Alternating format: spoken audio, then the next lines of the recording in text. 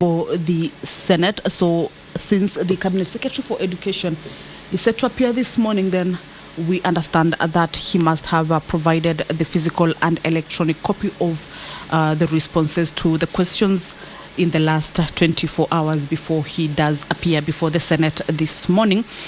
And the Cabinet Secretary shall appear in person on the day on which the respective question is listed for response, shall respond to the question, and may, with the permission of the Speaker, make a statement on any other matter pertaining to the respective state department. So basically that is what is set to be happening this morning.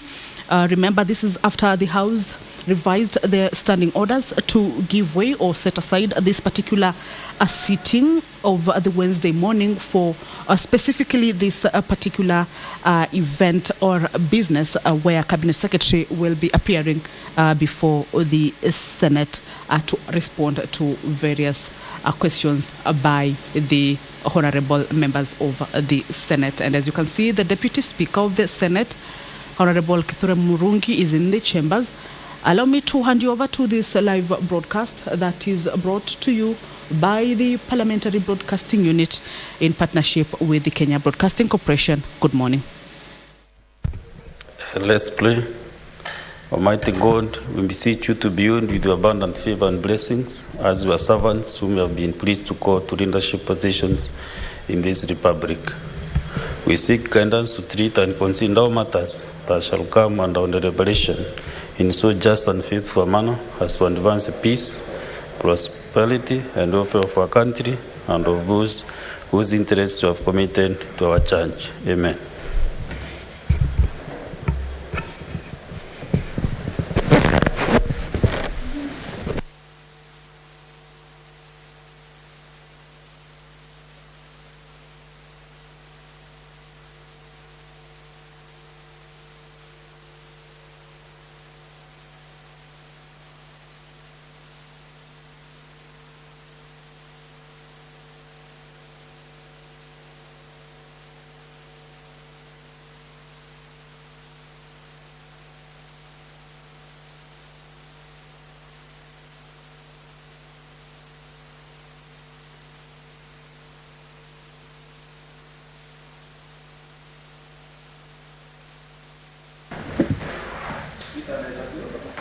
Sorry.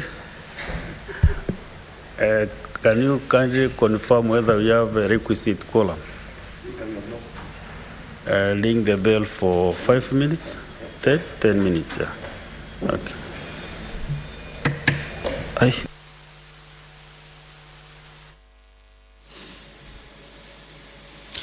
Well, you can see clearly that the House still does not have the requisite quorum. From where I am, I can see at least 3 senators in the chambers. That is the majority leader, Honorable Aronche Riot, and we are yet to get to the requisite quorum for the House to begin. So the Deputy Speaker of the Senate has directed that the quorum bell be rung for 10 minutes. This is, of course, pursuant to the House Standing Order. At the commencement of the House business, the House cannot start its business if it does not have the required number of senators inside the chamber, and this is 15 members. So what is currently happening is that the bell will be on to alert the members within the precincts of Parliament that the House is about to start its business and their presence. That is Honorable Member Esther Kinyuri, who has also stepped in. So what we will be seeing now is that members will be getting into the chambers, of course, following that particular quorum bell. Whoever is within the precincts and not yet at the chambers, then to make their way to the chambers to enable the House achieve that particular requisite quorum for the House to kick off its business. And this is pursuant to the House Standing Order number 40, quorum at the commencement of a sitting of the Senate, that if there is no quorum present when the chair is taken at the time appointed for a sitting of the Senate, the Speaker shall immediately, after the prayer, order that the bell be rung for 10 minutes, and that is the quorum bell currently underway. Remember, this morning is a day for question time and responses by cabinet secretaries. This morning we expect, or the Cabinet Secretary for Education is scheduled to appear before the Senate this morning to respond to various questions by a number of senators here. And the nominated senator, Honorable George Mbugua, is set to ask the Cabinet Secretary for Education to indicate the reasons for the delay in reviewing the Basic Education Act 2013 to align it with the Constitution and the Convention on the Rights of Persons with Disabilities to address the right to inclusive education for learners with disabilities and special needs.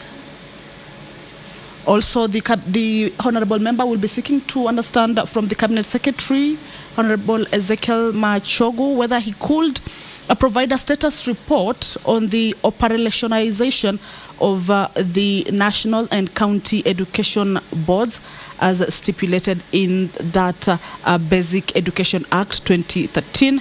Also, what specific policy guidelines are in place to ensure the implementation of the home-based education program as stipulated in the sector policy for learners and trainers with disabilities 2018, and whether the Cabinet Secretary could state the number of beneficiaries, teachers involved in the program, as well as the amount of funds utilized from 2020 to date.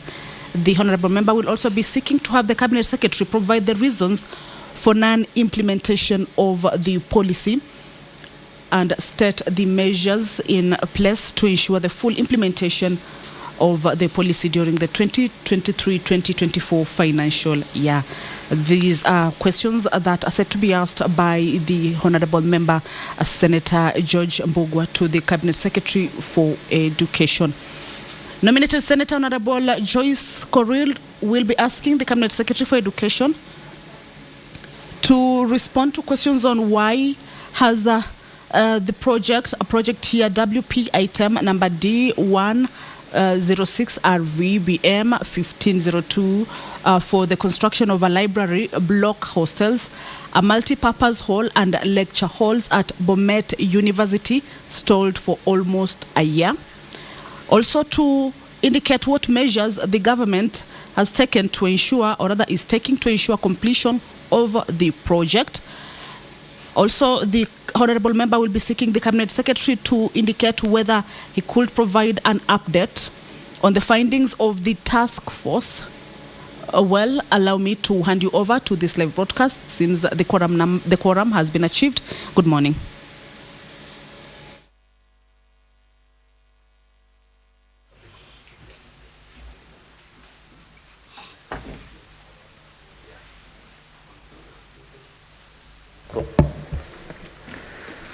Order number 1, administration of oath. Order number 2, communication from the chair. Next order.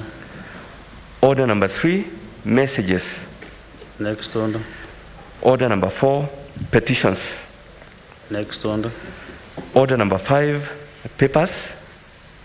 Next order. Order number 6, notices of motion. Next order. Order number 7, questions and statements. Honorable Senators, today on questions and statements, we're expecting the CS for Education,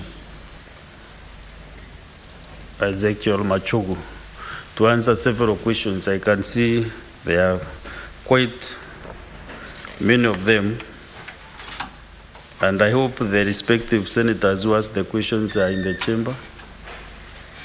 But at least the first one by Senator Mbugua, George.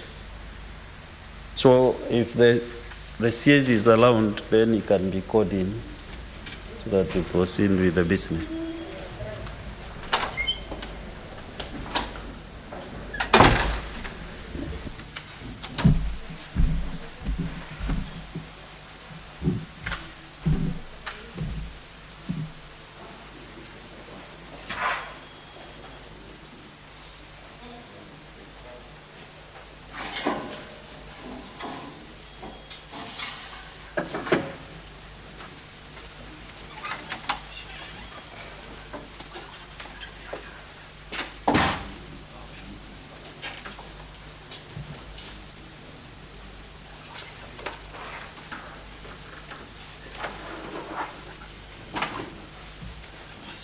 So Honorable Senators, because this is the same, just one CSO is here with all these questions, 8 questions.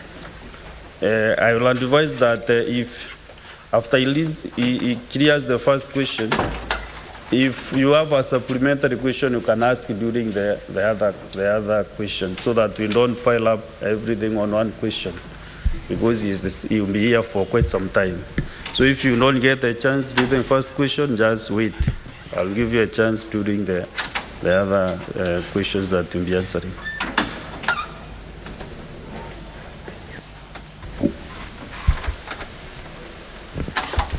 Is at the corner. I was trying to see whether he is alive. Okay, Waziri. So, Honorable Senators, the CS is here, and the CS, I want to really welcome you to the Senate. I know you have really been appearing severally to answer questions of the Honorable Senators. And I can see you have quite a bit to respond to. So we'll do as much as we can so that we clear with these questions. So I want the Senator George Bugwa kindly ask you our first question, question number 021. Thank you, Mr. Speaker, and Karibu CS. I stand here to ask question number 21. What are the reasons for the delay in reviewing the Basic Education Act 2013 to align it with the Constitution and the Convention on the Rights of Persons with Disabilities to address the right to inclusive education for learners with disabilities and special needs? And B, could the Cabinet Secretary provide a status report on the operationalization of the national and county education boards as stipulated in the Act? C, what specific policy guidelines are in place to ensure the implementation of the home-based education program as stipulated in the Sector Policy for Learners and Trainees with Disabilities 2018, and could the Cabinet Secretary state the number of beneficiaries, teachers involved in the program, as well as the amount of funds utilized from 2020 to date? Thank you. And D, could the Cabinet Secretary provide the reasons for non-implementation of the policy and state the measures in place to ensure the full implementation of the policy during the 2023-2024 financial year? Thank you. Okay, CS, respond to question 021. Yeah, thank you, Mr. Speaker, sir. Question number 21.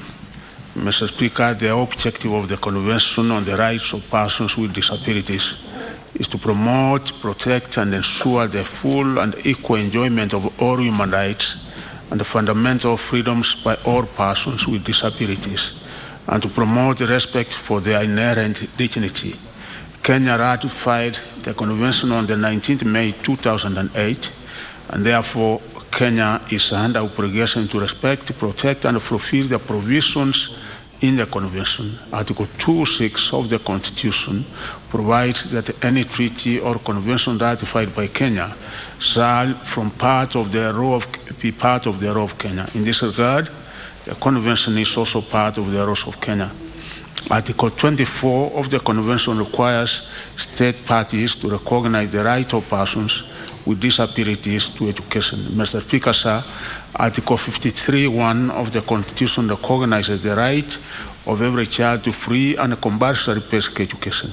Article 54(1)(b) is specific that a person with any disability is entitled to access educational institutions and facilities for persons with disabilities that are integrated into society to the extent compatible with the interests of the person.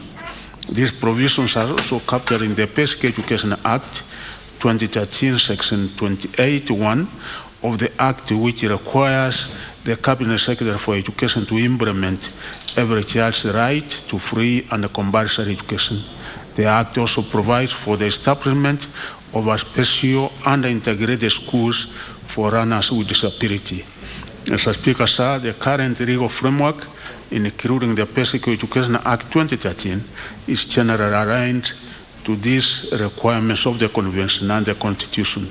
To further implement the provisions of the Convention and the Constitution, the Ministry adopted sector policy for runners and trainees with disabilities as given in 2018 to guide the implementation of special needs education in the country. The policy replaced the Special Needs Education Policy 2009 with particular focus being to align with the Convention, the Constitution, and the Basic Education Act 2013. It is also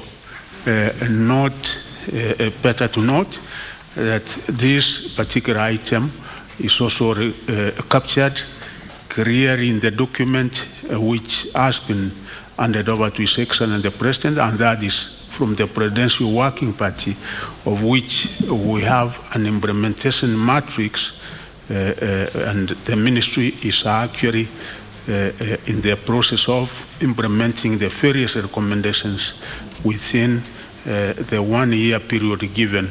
And I'm sure that there are a number of provisions that we will be able to implement accordingly as recommended in the Presidential Working Party report.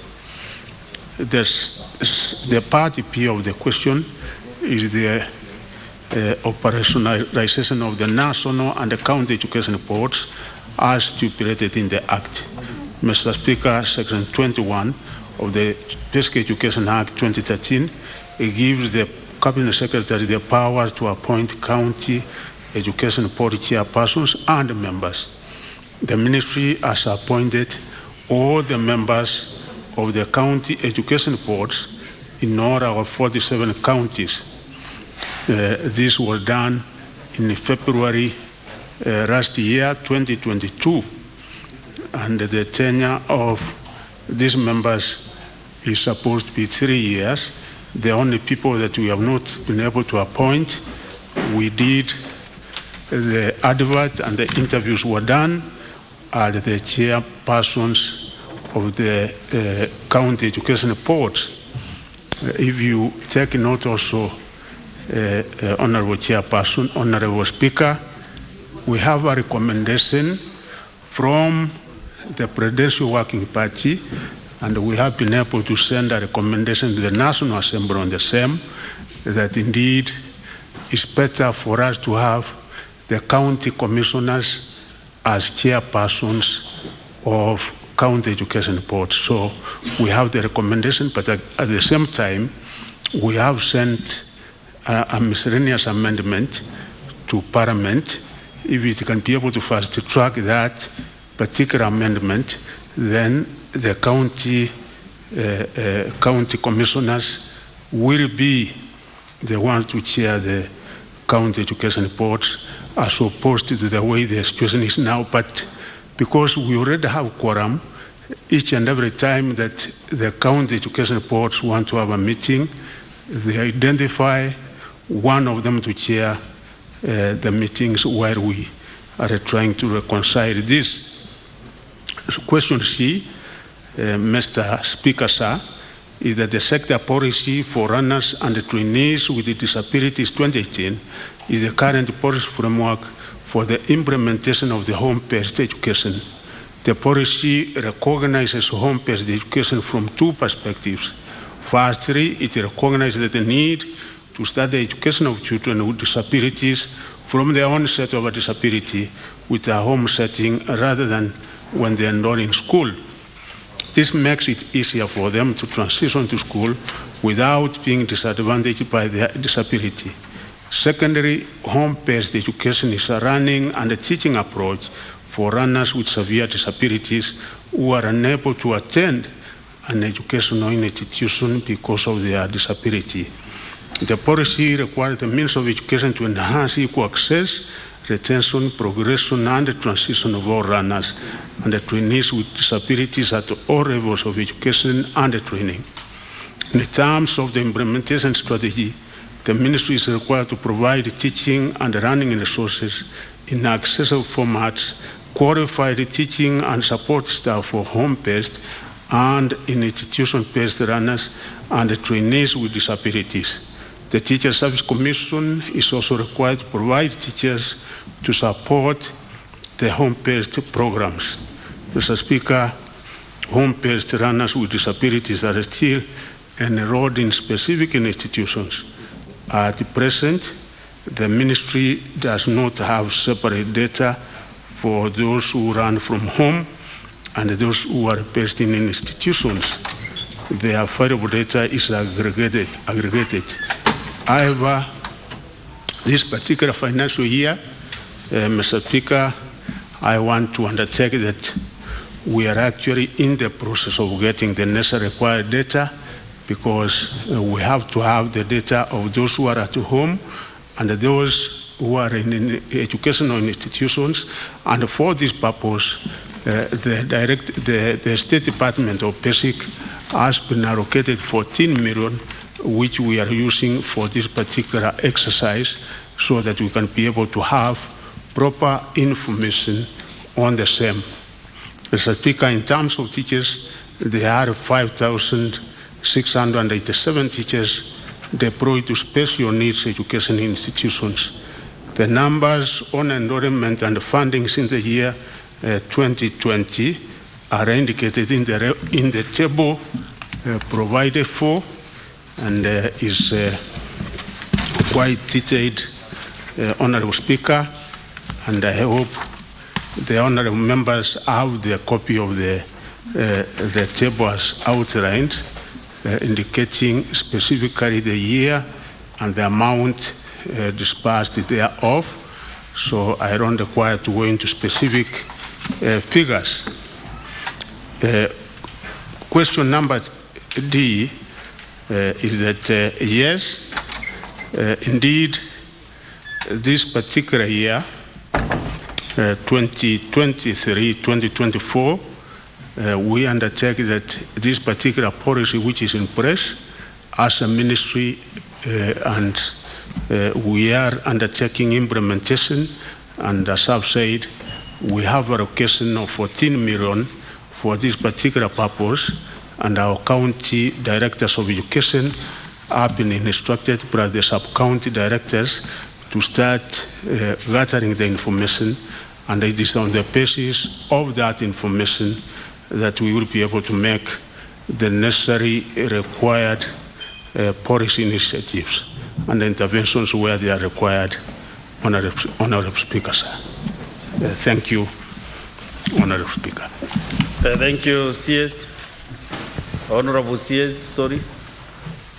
Because you know you have the title Honorable, as you served in the National Assembly, last Parliament. So the move of this question, Senator John Chibugwa, do you have a supplementary question?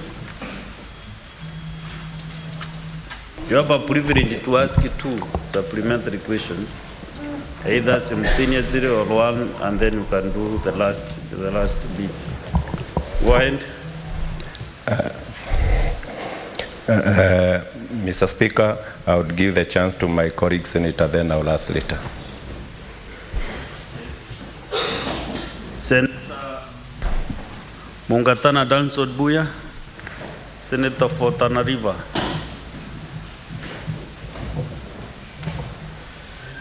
Thank you, Mr. Speaker, for giving me this opportunity. Mr. Speaker, I want to first of all acknowledge the Honorable Machogu because the kind of work he's doing, and he's been up and about. We congratulate you for the work you are doing.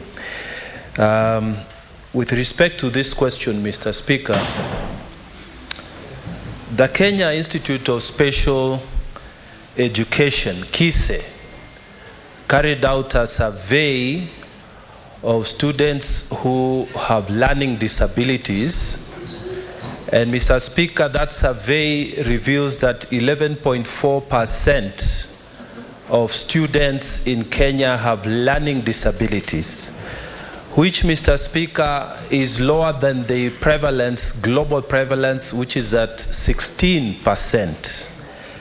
Mr. Speaker, the question I wanted to pose to the Minister is whether the allocations and the budgetary allocations for special education reflects this reality, Mr. Speaker.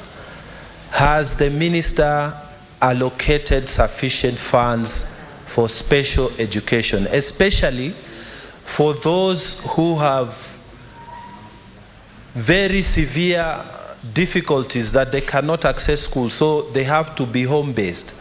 Has the minister allocated sufficient funds?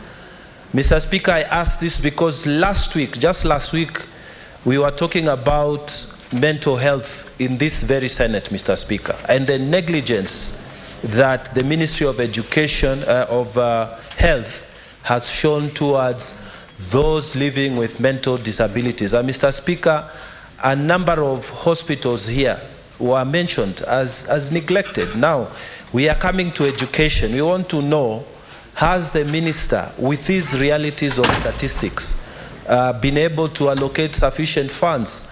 And Mr. Speaker, as he explains this, I want him to specifically tell us what the Ministry for Education is doing for those people with disabilities in Tana River County. Mr. Speaker, we have not been feeling them, we have not been seeing them, and there are many students, Mr. Speaker, who are not able to go to school, and life is difficult there, Mr. Speaker. I want to hear what the minister has to say about this. You know, you have asked thank you, Mr. Speaker. 5 supplementary questions.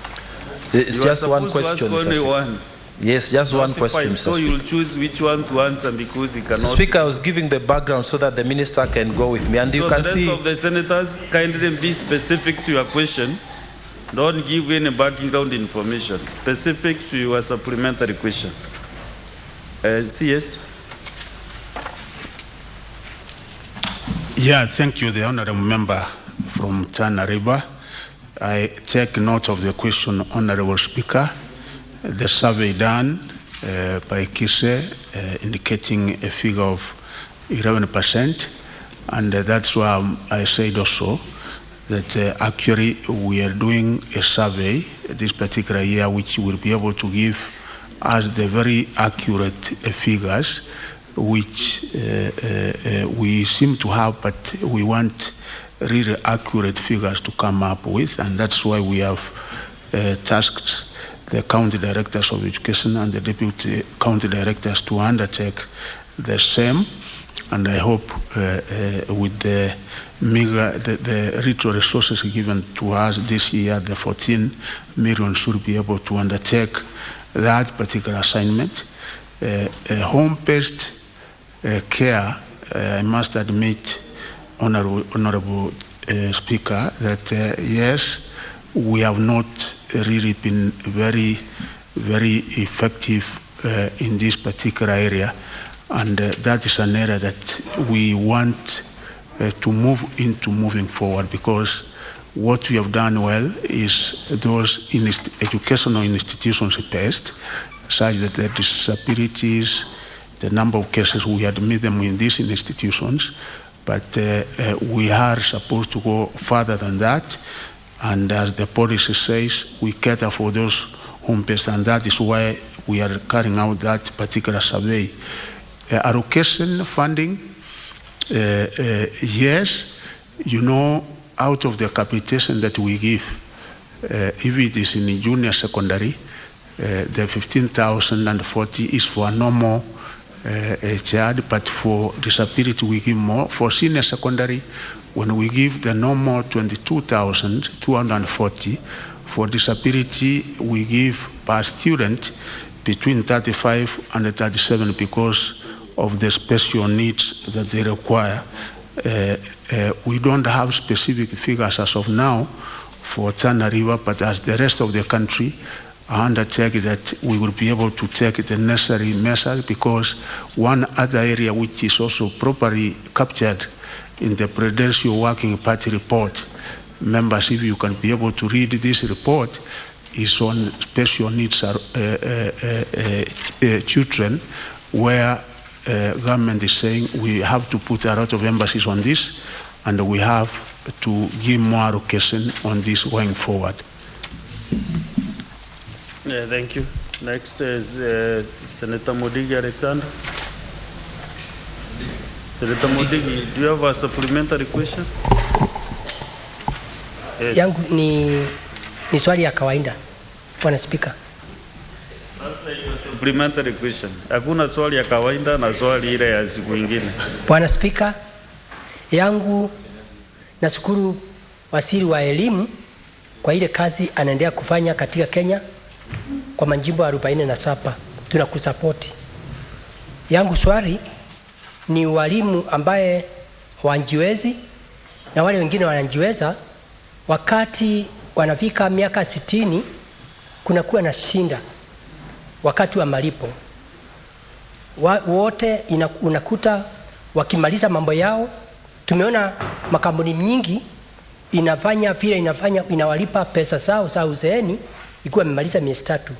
Lakini upande wa elimu unakuta wanakaa kama miaka 2 ama mwaka mmoja bila kulipwa pesa.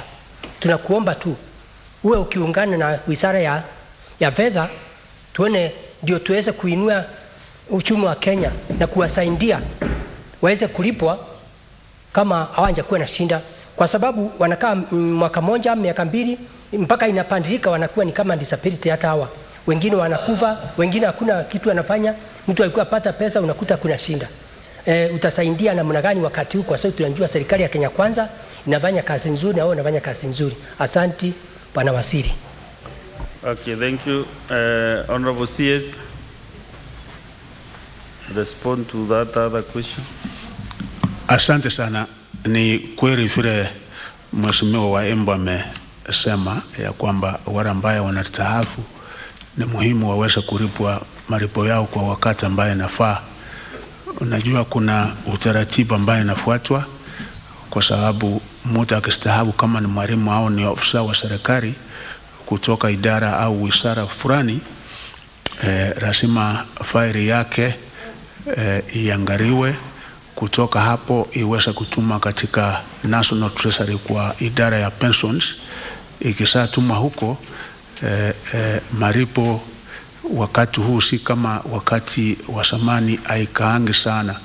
Na hata kwa walimu wetu tumeweza kueleza Teacher Service Commission, wakati mtu anastaafu faili yake inatumwa haraka iwezekanavyo kwa pensions, ndio malipo sasa inaweza kushughulikiwa. Kwa sababu kusema kweli, kama mtu alikuwa anapata mshahara araba akae mwaka mmoja miaka 2 bila kupata, hiyo itaweza leta madhara ngine.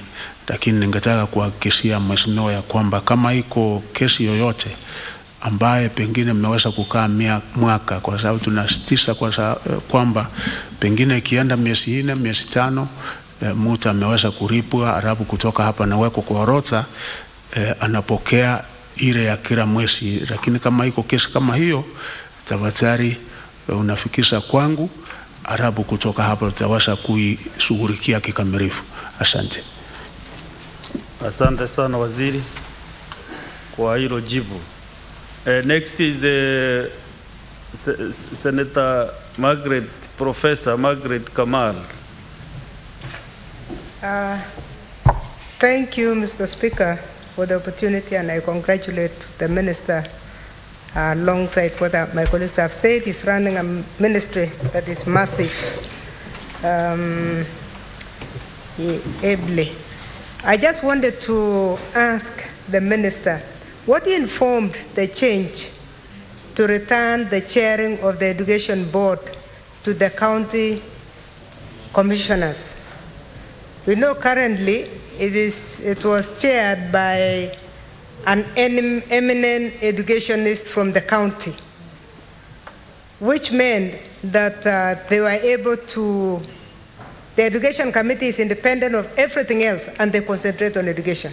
We know registrations of schools have not been completed and it is something continuous.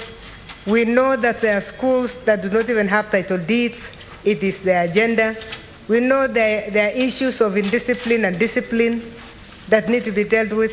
If it is given to the county commissioner, can we be assured that they will have enough time for this? Because some county commissioners are faced with insecurity issues, food insecurity, also poverty issues. There are so many issues that they're dealing with. What really informed, and did the commission, the committee that was dealing with reforms, touch on this matter also? Thank you. Okay, Honorable CS. Yeah, thank you very much, Honorable Speaker. One, what informed this was that the Presidential Working Party went around the 47 counties. It engaged experts, it engaged stakeholders in various areas on their terms of reference, and one of them was on some of these areas, cross-cutting issues. And in that particular engagement, Kenyans came with a report. Actually, this was not just a mere public participation as such. I think it was a people-driven process, Honorable Speaker, where Kenyans were freely giving their views. And if I can also say on this, is that government, the main coordinating body is the county commissioners at the level of the county, such that overall they are supposed to not only to oversee and to coordinate, but to be part and parcel of whatever government initiatives and government process at that particular level. Indeed, I was such when I served as district commissioner. We had what we used to call district education board, and during that particular time when we had district education board, the district commissioner was then the chairman of the district education board. The experience we have had for the last few years, I think, has pointed out to quite a number of problems that we encounter in our school management when you just have the county commissioner as a member of such a key committee, because, you know, we are saying of human capital, developing it at that very young stage. And the kind of problems, the kind of issues, the kind of people that the education board is supposed to deal with, because the education board is also supposed to relate with the county director of education, is supposed to relate with the county education officer from Teacher Service Commission. So when you find somebody who does not have some kind of authority placed in a government office, there are certain recommendations which are recommended by the county education board. You find they are not easily implemented. Sometimes we have had problems like registering of schools, which we find if the county commissioner was the chair of that particular team, it will be easier for him now to direct certain other steps to be taken, as unlike when you have somebody from outside having to serve as chairperson of that very important committee. And I think this is what informed that particular decision, which is properly captured in the Presidential Working Party report. And of course, this will require an amendment in Parliament, and it is not final until it is approved by members of Parliament, which I said we are forwarding as a miscellaneous amendment for Parliament to consider. Thank you, Honorable CS. As I gave you some guidance when we were starting, I can see quite a number of members want to ask their supplementary questions now on this question. Because we have several questions on the same ministry, I'll be giving you can still ask about the disability later on, but to manage time, I would be distributing members on different questions so that we can really make progress. We might start here for more than 2 hours on the first question. So I want to now request Senator Bugwa. Can you now ask your supplementary question? Thank you, Mr. Speaker. Bwana CS, Currently, the special need education top-up is given to learners with disability who are enrolled in special schools. The ones who are in regular schools are not benefiting from this top-up. Yet the Ministry Sector Policy 2018 is to try as much as possible to enroll them in the regular schools. Why is this discrimination happening, and what are you doing to address it? Thank you. CS Honorable. Yeah, thank you, Honorable Speaker. As the Honorable Member says, it is true that the top-up is actually given to those schools which are specifically for that category, and those in the regular schools have not been benefiting. And we say, depending on the nature of disability, of course, we also want to integrate these children as much as possible along with the others.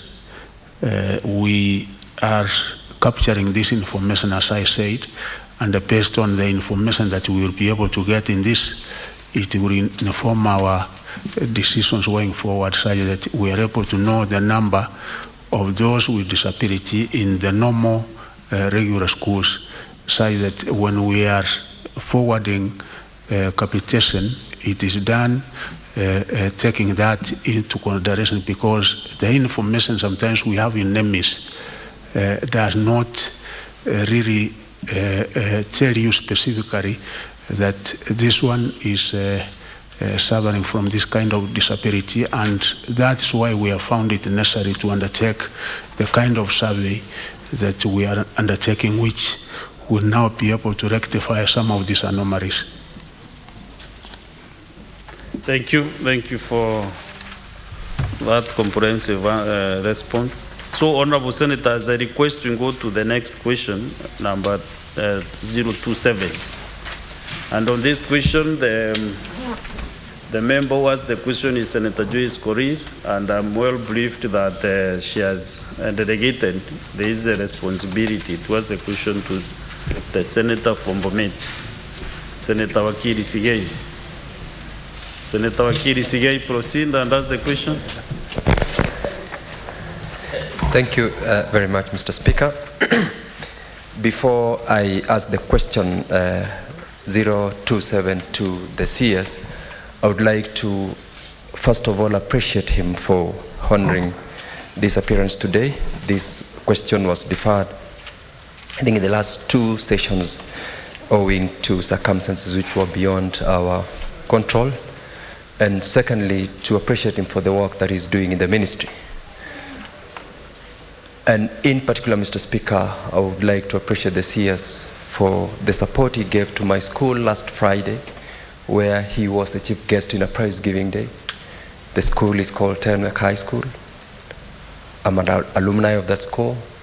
And this, Mr. Speaker, yesterday the Honorable Senator for Nyamira asked the committee relevant to what I know the CS will be expected at some point to respond as to the infrastructure allocation to national schools, the policy and the justification across such infrastructure allocation. From my end, I am already a beneficiary of that. Senator Sigei, are you asking a supplementary question? I am not asking. I'm setting the foundation for my question to the Cabinet Secretary. No, and that was my my questions.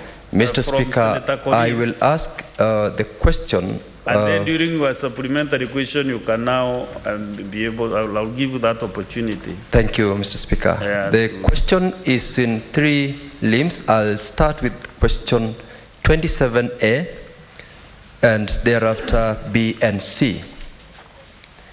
The question goes to the CS, is expected to respond to why has project WP item number D106 RV/BMT /1502 job number 1011117A for the construction of a library block, hostels, a multipurpose hall and lecture halls at Bomet University stalled in almost 1 year. That is question 1A. Mr. Speaker, question B. What are the measures is as the CS of the government is taking to ensure the completion of the said project? And C, could the Cabinet Secretary provide an update on the findings of the task force that was established to address the issue of tarmacking of the grounds adjacent to the library block, the hostel, the multipurpose hall, and lecture halls at the institution? I thank you, Mr. Speaker. Before Honorable CS you respond, I want to confirm that whether through my colleagues who are supporting us here, whether the response is circulated to other members.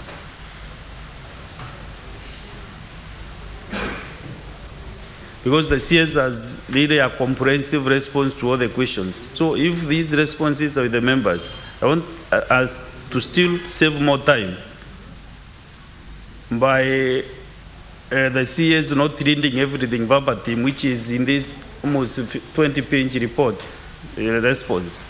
So if the members have these responses, then Honorable CS, I will ask you not to go verbatim on everyone and comma and full stop, and just summarize your answers so that we can be able to create more time. So I'm encouraging members to read. The culture of reading should be really be implemented in this house, and members to be encouraged to read reports so that also we don't take a lot of time reading through the sentences and paragraphs verbatim. Proceed, Honorable CS. There is nothing out of hand. No clarification whatsoever. Proceed, Honorable CS. Thank you. Thank you, Honorable Speaker. I will try to do exactly that. One, to say that the Pomet University project consists of the following works: an academic block, tuition block, one multi-purpose hall, one library block, two hostel blocks, and the civil works around the buildings. The project was started way back when a contract was given in 20 November 2016, and the contract was between then Moi University and Mr. Smith and the World Production Limited, who was identified as the contractor. The contract sum was 1,391,982,486, and the Moi University was listed as the employer because Pomet University was a college of Moi University.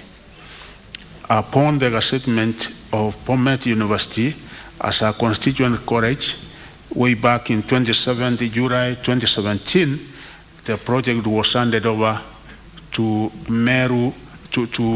Pomet University College on 29th March 2018. The initial contract period was supposed to be for 104 weeks, with the completion date set for 17 November 2018. A number of subcontractors were engaged to handle various aspects of the project, and the subcontractors, I don't have to go through them. They are almost 10, and all of them are listed in the report, and the works that they are supposed to have undertaken in specific areas. The project has not been completed, and there have been 3 extensions of the contract, Honorable Speaker. The first extended the contract by 52 weeks, which was supposed to end in 2019. The second extension was also done for the project to end in 2020, and the other final extension done on 2nd August. The project was supposed to end on 2nd August 2021. The main contractor Honorable Speaker, are found on the site by the subcontractors in May 2021 without providing adequate reasons. And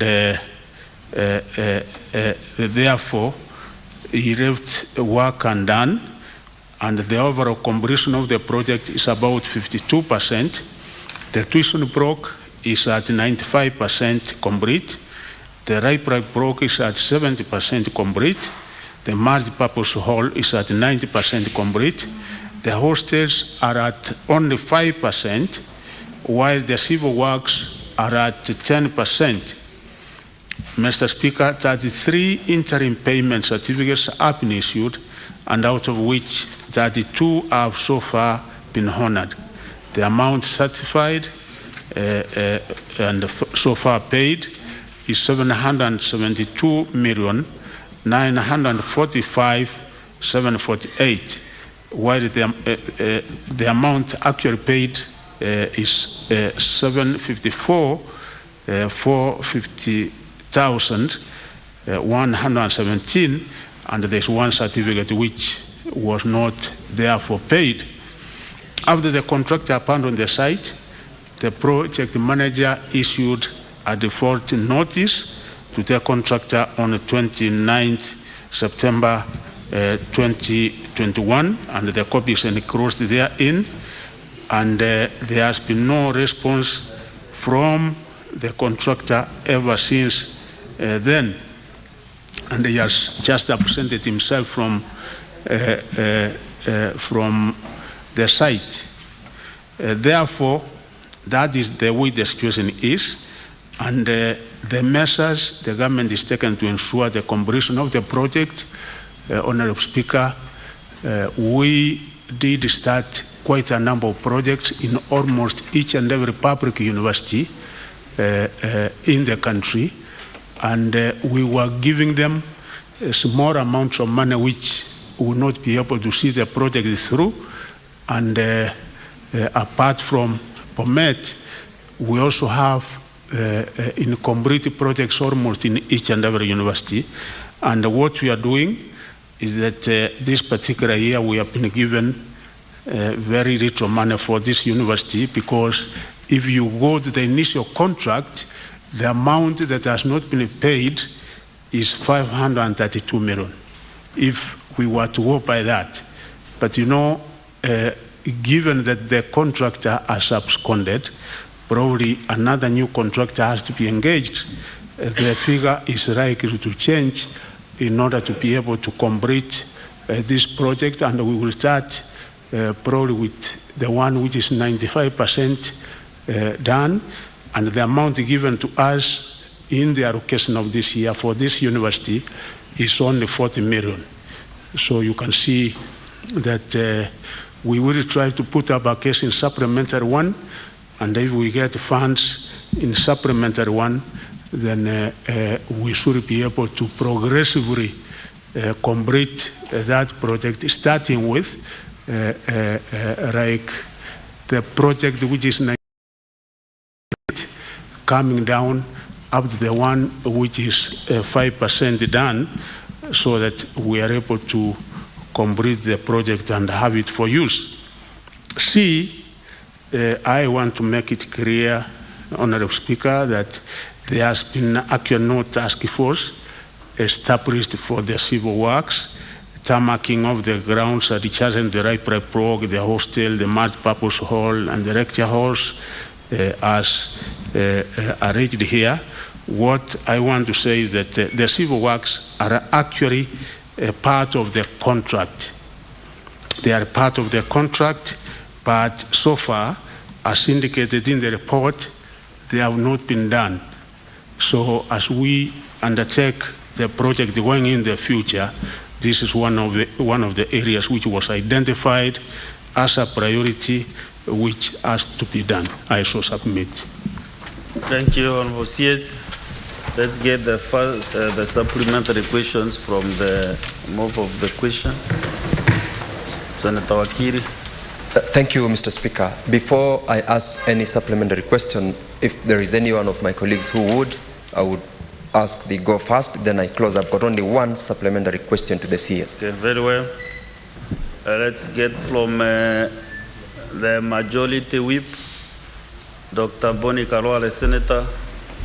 Thank you, Mr. Speaker. I'm taking advantage of your guidance that we can swing back to the original question.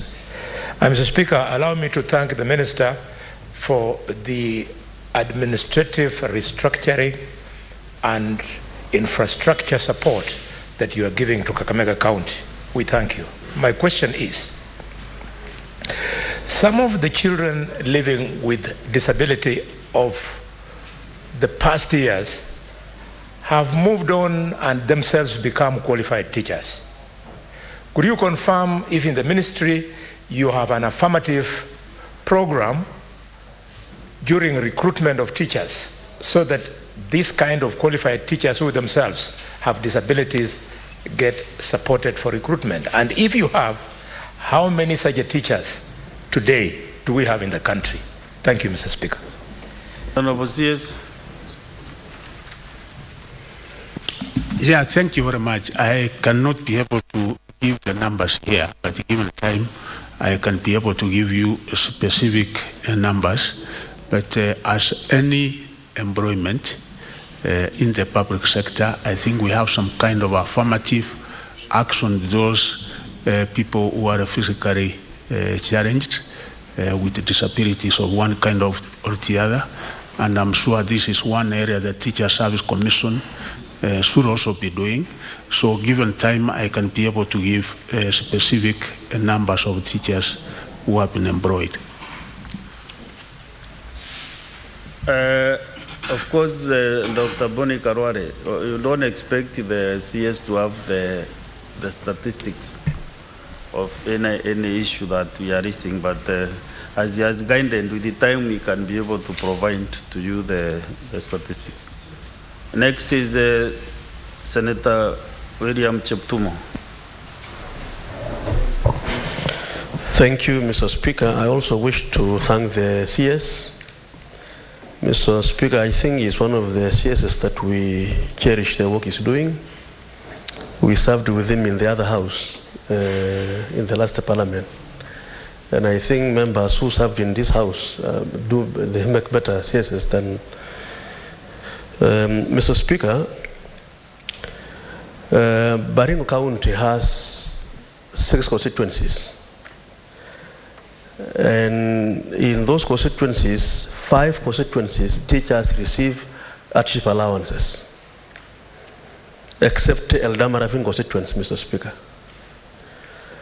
And even the neighboring constituencies, whether from Kericho County, or from Wasingishu County, or from Baringo County, enjoying the same climatic conditions, receive hardship allowances. I want to ask the Minister if he's aware that Eldama Ravine has been discriminated upon. Teachers teaching in that constituency have been, Mr. Speaker, for several years, have not been receiving hardship allowances. Are you aware, Bwana CS, that situation? It is in complete contravention of Article 27 of the Constitution, where there is equity for all Kenyans being protected by the law. It is important, Mr. Speaker, that that is done. So, Bwana CS, are you aware? And if you are aware, what is the foundation of that particular policy, which in my view is quite discriminative against the teachers of Eldama Ravine constituency? And shortly I will be filing a petition, but I just want to set the stage for you to answer that question today, Bwana CS. Honorable CS. Yeah, thank you very much, Honorable Speaker. This, as I have moved around the country, I've been able to encounter these questions in many places I go. There is a place in Ndarawa, which is neighboring Laikipia. The last time I was there, last month, the teachers, same climatic conditions, same kind of hardship you find a school which is probably 1 kilometer apart. These ones are getting and these others are not getting, making it necessary for people to apply for transfer in order to get that additional income. Now, the criteria for classifying an area as a hardship, I think is clearly given out and clearly understood. Honorable Speaker, I think some years ago, there were certain other factors which must have been considered, apart from the really factors which are supposed to make it necessary for an area to qualify as either being a hardship or not a hardship. Because again, if we classify every area in this country as a hardship, then you know even the amount of money you are giving us in the education sector, if it goes beyond 30% of the total budget, and there are other sectors of the economy, then really I don't know whether we can be able to manage that. Honorable Speaker, I know there is an exercise going on trying to streamline and consider areas which were left behind that are supposed to be considered. Marafin had not come to my attention because what we also normally do, there's a ministry which is responsible for that. I think Ministry of Public Service and also internal security. Ours we recommend, and then once they undertake that process and have the area classified as a hardship, then ours is to pass over the information for implementation. So, Mheshimiwa, from Baringo County, I would only say that if the press out of the 6 constituencies, this one is not benefiting for one, this one not the other, then you can be able to submit the information, and then we will also submit it to the relevant ministry so that it can be able to be subjected to the necessary process. If it qualifies, then as a ministry and even Teacher Service Commission will be instructed to effect as would have been recommended from the necessary channels as given in the law. Honorable says, did you give him the specific state department that did use with those issues? Yes, public service and internal security are the people, even when we get like the case of Nyandarua, which I also forward when I was somewhere in Nyatike, in Migori County. I also did encounter the same kind of program. So, Honorable Speaker, I say that the Honorable Member can be able to give the facts so that we are able to submit the same to the relevant ministry. I was actually intentionally asking that question to help my senior colleague so that he don't petition to the Education Ministry, because that is an issue really touching on many counties. And that question has come severally to the floor of this Senate. Let's get the last one on this question from Senator Fatuma Nduro.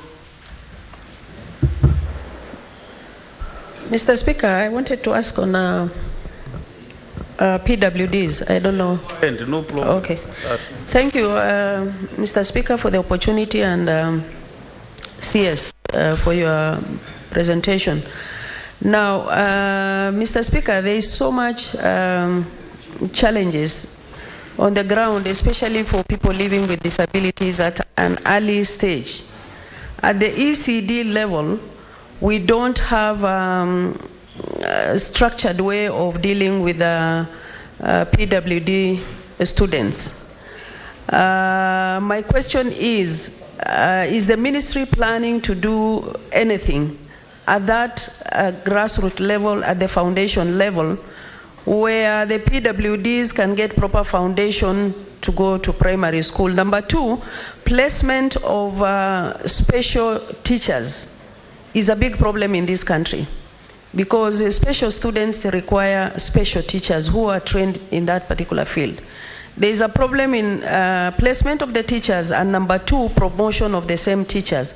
Does TSC and the ministry have separate plan from the normal students for PWDs? I thank you, Mr. Speaker. Honorable CS. Yes. Yeah, thank you very much, Honorable Speaker. As members are aware, ECD is the responsibility and the reserve of the county governments, but we work very closely in cooperation. We have a committee which comprises my ministry and the chair of Governor's Council, the governor of Kericho County, Governor Mutai, and one of the areas that we discuss are some of these issues.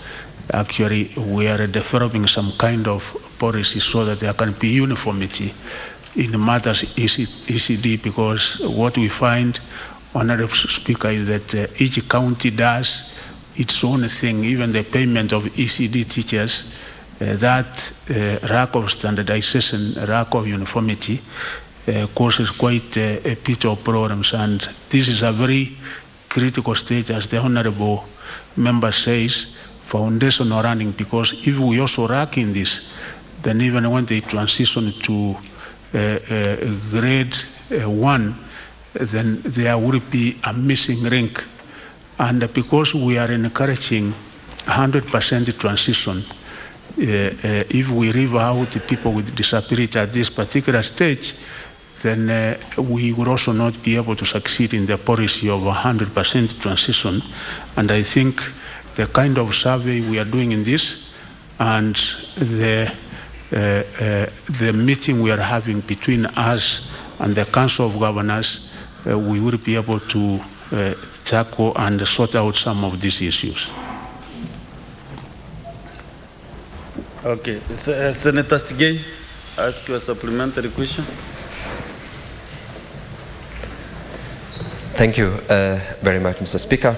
Thank you, CS, for the responses that you have shared with us this morning, particularly on the measures that the government is currently taking to ensure that there is completion of such projects.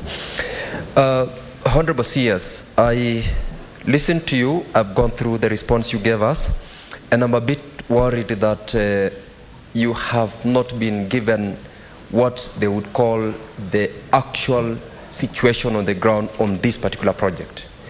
You are aware we have had issues with the institution, particularly with administration and the management. In this regard, CS, your responses at paragraph 22, 23, and 26, these are where I would want to ask supplementary questions. Under paragraph 22, your response, which I believe the officers who gave you these responses intentionally did so that they serve the intention they desired. This particular contract was extended 4 times.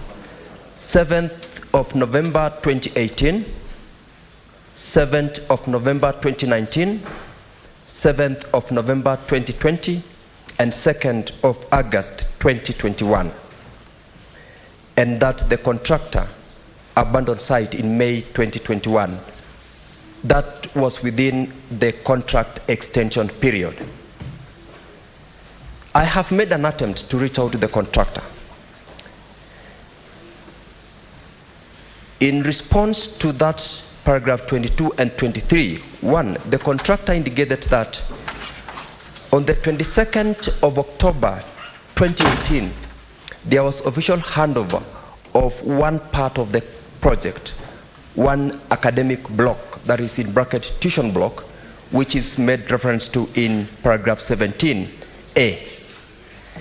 This is actually, it was an official state function where the then President, Uhuru Kenyatta, presided over. That is when a handover ceremony was done, a handing over certificate was prepared and presented and issued, a certificate of completion was made available, and the first moiety was thereafter paid of 5 million to the contractor. That is with regards to the tuition block. The response here is that the tuition block is 95% complete. It could not have been possible for all this to be done, including a state function to be done, if that position was true. Secondly, under paragraph 22, where you have said that the contractor abandoned site, he indicates that there was already occupation of the site by the administration, and technically, therefore, he could not be working on a site that has already been occupied as at May 2021. If it was therefore incomplete, as it's been alleged in the response at paragraph 23, which of course is the true position with regards to the other items, that is the multipurpose hall, library block, hostels, and the civil works around the buildings, it could not have attracted a state function that it did. The only thing that paragraph 22 responds well is with regards to the non-payment to the contractors leading to their abandonment of site. And this is not towards the ministry. This is with regards to the administration at the institution. And CS, I'm sure you are aware about that. We have had a conversation about this. Are you aware that there is already another contractor who's been contracted by the current administration to undertake that which your officers have responded to you at paragraph 28? Because you are saying you are undertaking options to procure another contractor, yet there is already another contractor who has been on site for a couple of months now.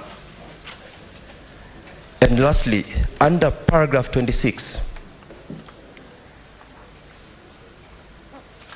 you have responded that there has been in the 21st regular meeting of the University Council in May 2023, there was an invitation to the project manager who gave reports as you have highlighted there. The contractor says he has never failed to appear on any invitation by the council. Instead, he's been kept away because there is already another contractor who is on site. Contrary to the law, contrary to what the ministry would have expected the administration of the institution to undertake. What would be your responses, Honorable CS, to those particular concerns? And in particular with regards to the element of interference with the contractor, occupation, and the official handover of the tuition block where the president then indeed presided over the event. Senator Zige, you know you are prosecuting the way you do best in the courts of law. This is the Senate, not the court of law, you know. The way you are no, you are okay. I was just, this is just by the way that you are really practicing the court procedures. So several issues have been raised, but maybe Waziri respond to his supplementary question. Yeah, thank you. Thank you, Honorable Speaker, and the Honorable Member from Pomet. One, in case there was a state function, which I don't deny, you know, completion of a project entails many things, Honorable Speaker, because it might be that including furniture and other things which were supposed to be done in that particular tuition block might and was not done when that particular visual opening of the building was concerned, was done. So we cannot be able to give it 100%, and that is why actually we gave it 95%, because you know sometimes, Honorable Speaker, you know, probably the head of state might have been in that particular area, and they might have said which particular project do we open at this particular time, which is nearing completion. And Bomet University must have been such one project which was formally and officially opened, but there are certain other things which I said 5% which have not been done. This report, Honourable Speaker, was done in June to Parliament when I was supposed to appear here. If there is anything that has happened within the university, and it will be regular, really for them to engage another procurement process, another contractor, without such information also coming to the ministry, because it is us, the ministry, which is giving the money. And we have said we require things to be done in a proper manner, meaning that we don't want to give a contract unless and until we are sure that we have adequate funds to undertake the same. So what the honourable member said, I will have to check with Bomet University to make sure if indeed there is any such contract which has been issued, and what nature of contract, does it involve the components that were supposed to be done under the original contract. I have not done what he has done, engaging the contractor, because there are official channels of engagement such that the project manager must be able to put it in writing to their contractor in order for the contractor to appear or not. Informally, as a PS, I cannot really call the contractor direct. So the information I got from the project manager was confirming that yes, they have tried, and the contractor, for one reason or another, has not been able to appear, and hence the decision taken the way they have taken it. I don't deny, because as I said, there are 3 extensions which have been done.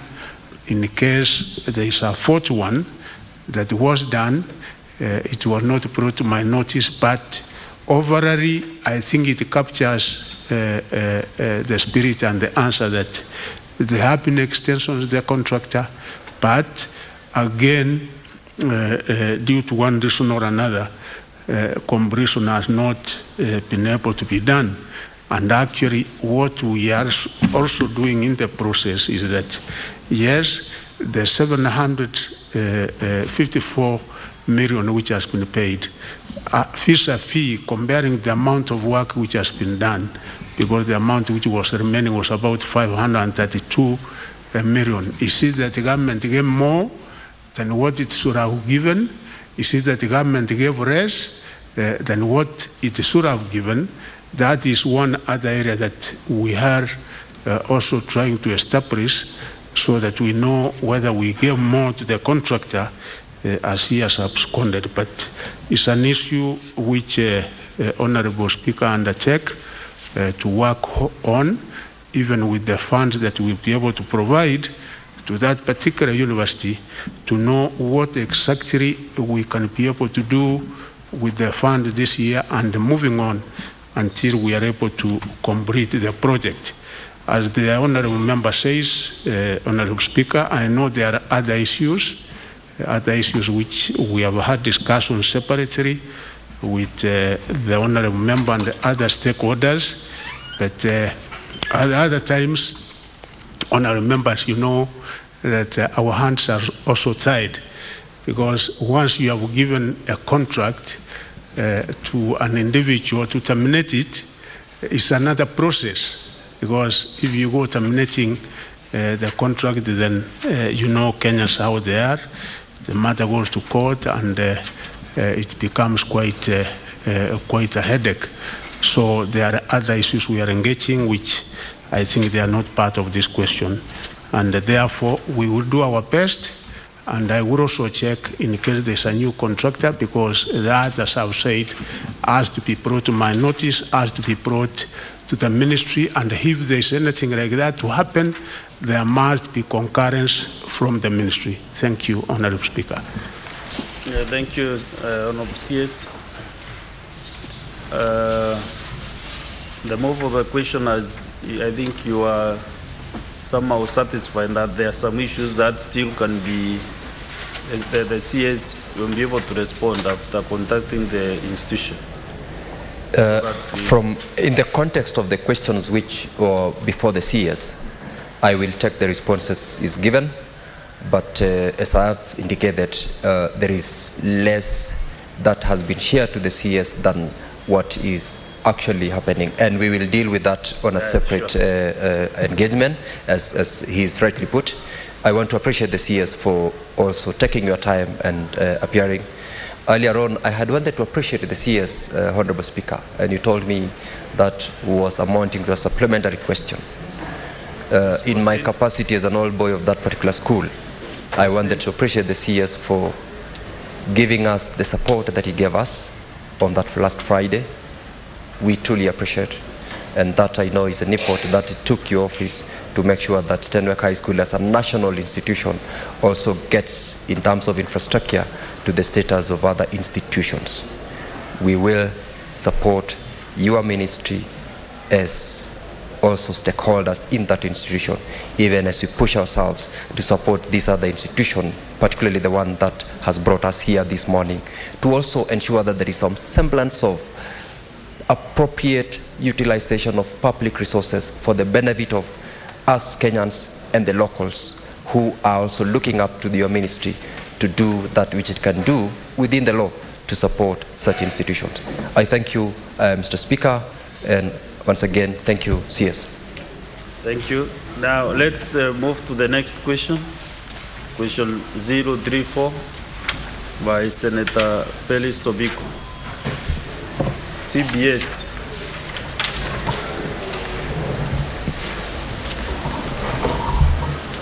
Thank you, Speaker. Mr. Speaker, I thank you. Could the Cabinet Secretary state the purpose of the Grade 6 Kenya Primary School Education Assessment, providing a per county breakdown of learners in both public and private schools that sat for the assessment in the 2022 academic year, and indicate how many of them transited to junior secondary schools. B, Mr. Speaker, to the Cabinet Secretary, what criteria did the ministry apply in the placement of learners in junior secondary schools, and when will the learners in grade 7 transition to the existing secondary schools? C, what is the status of implementation of the competency-based curriculum CBC, particularly in junior secondary schools, in view of the concerns that minimal or no learning is taking place? And D, to what extent has the ministry availed resources to facilitate proper learning in junior secondary schools?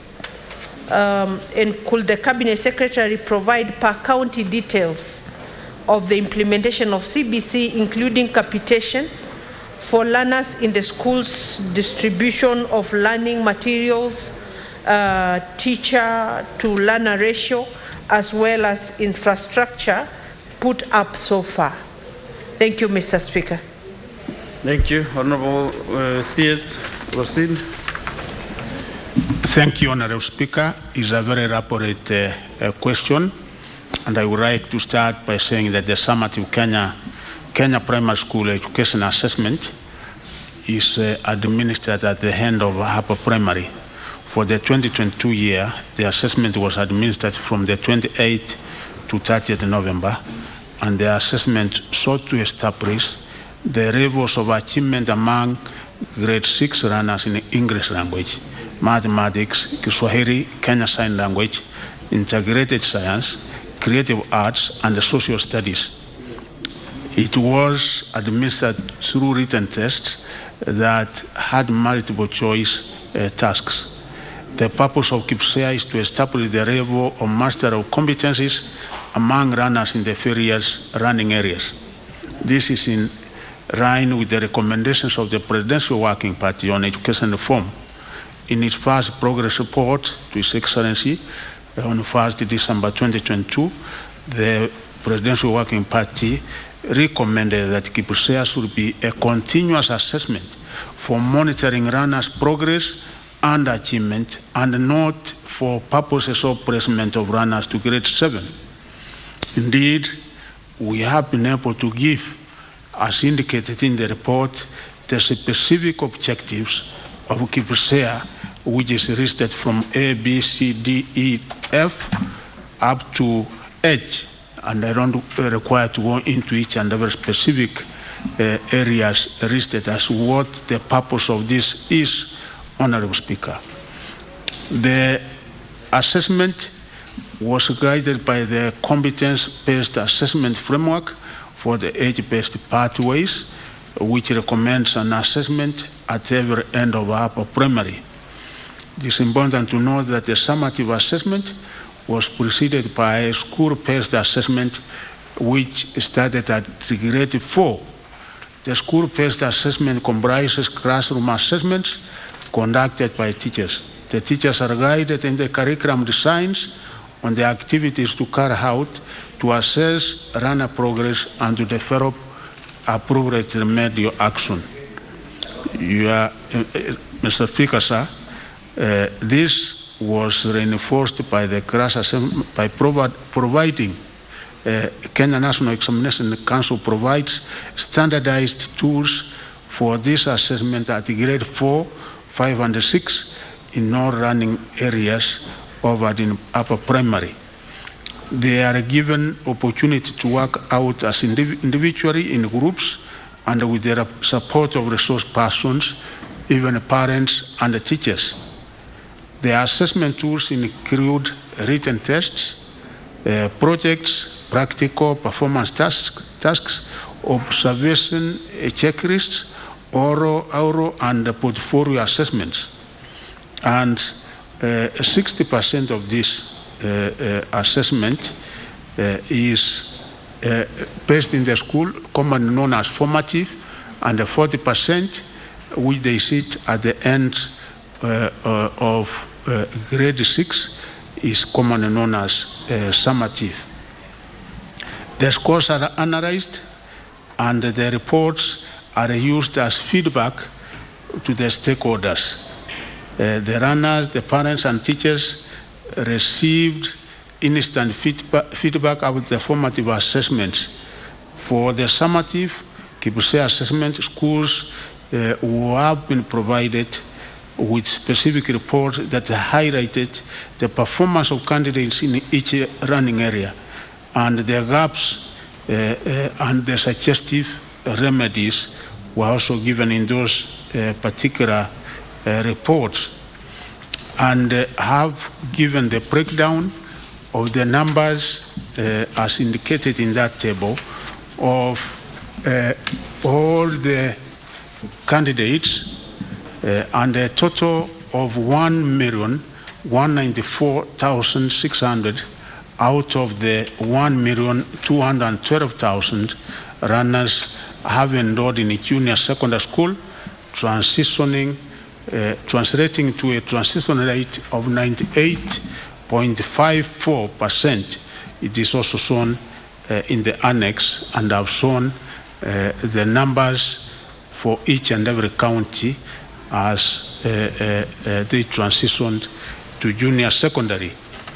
The second part of the question, Honorable Speaker, is that domiciling of junior secondary school in primary schools was also done following the recommendation of the Presidential Working Party, and of course, having received information as to what was required to be done from the counties and the Kenyans at large, because Kenyans were given the opportunity to discuss on this and recommend. So junior secondary school, as we talk, is currently domiciled in the existing primary schools, and all of them, I think, are shown. They are in the given schools. In a few of the above, all grade 6 runners transitioned to the existing primary schools and we have almost 100% transition in this. The current grade 7 will transition to senior secondary, as you are aware, in the year 2026, and they will also transition to universities in 2029. Part C of the question, that is minimal running taking place in our junior secondary schools, I have this to say.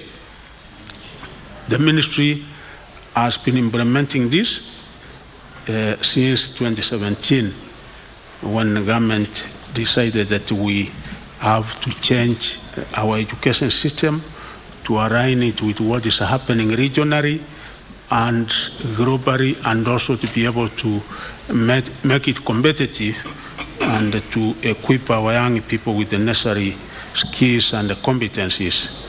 And ever since then, the first cohort, of course, is the one in junior secondary schools now, and the efficacy of CPC indeed has been subjected to extensive stakeholder consultation and public participation by the Presidential Working Party.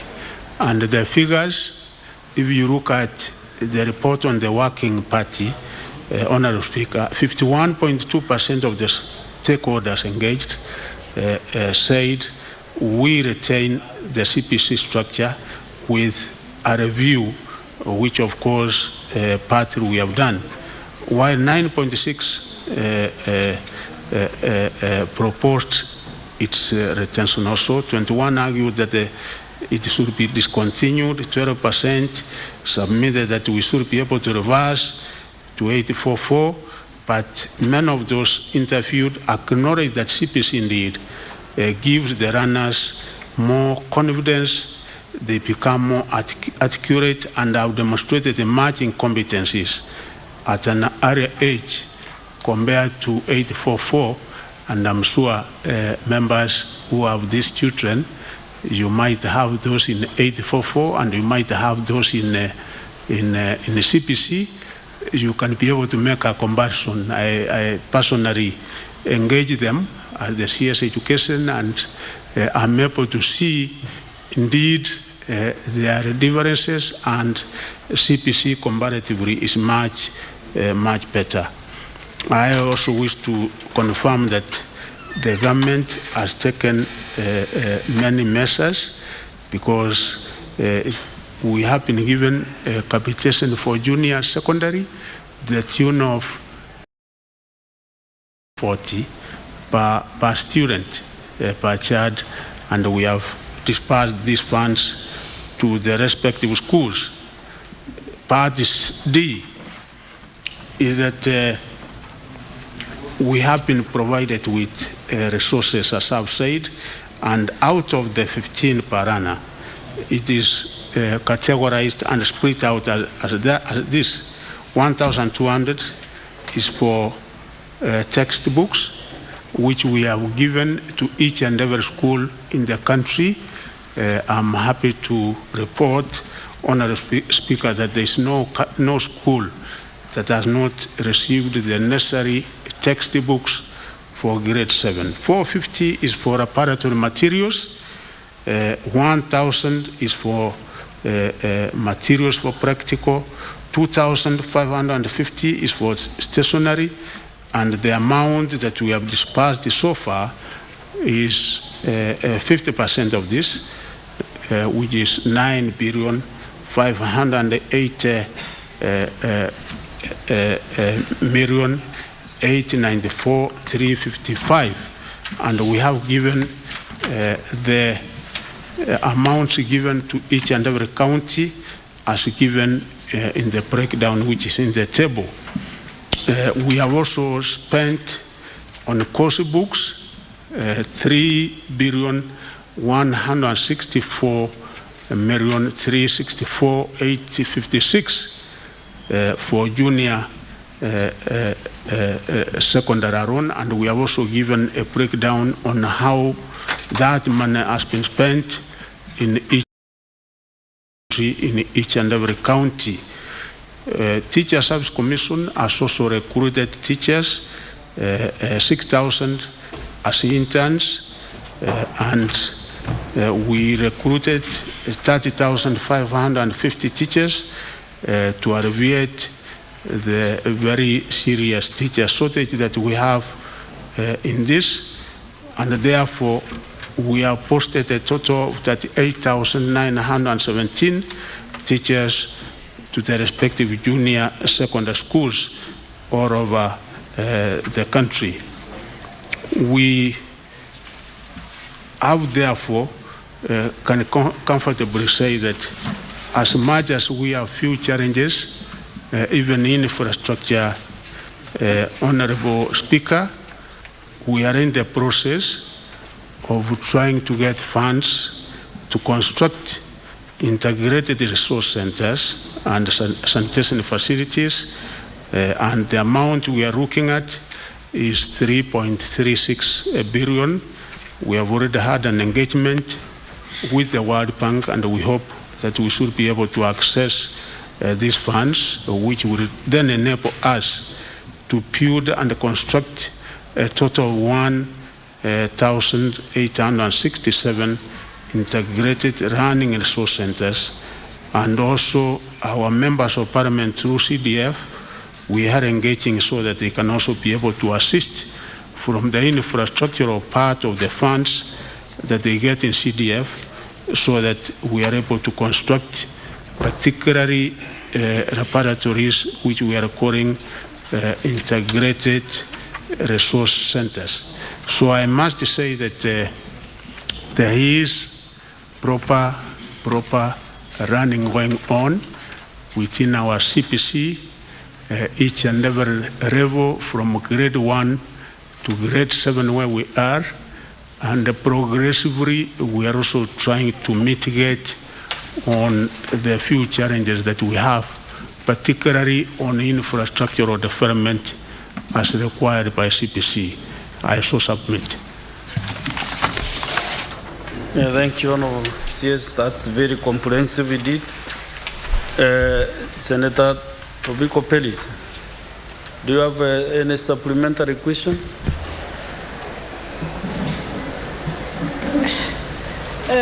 Mr. Speaker, I thank the Minister for the response, but I don't wish to lock out, fellow senators who may want to ask supplementary questions on the same.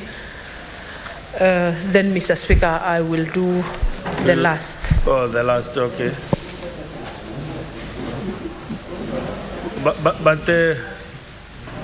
But still you could ask, you see the first two supplementary questions belong to the owner of the question, and then other senators ask only one supplementary question. But if you choose to do at the end of the other questions, supplementary questions, that's fine, that's okay.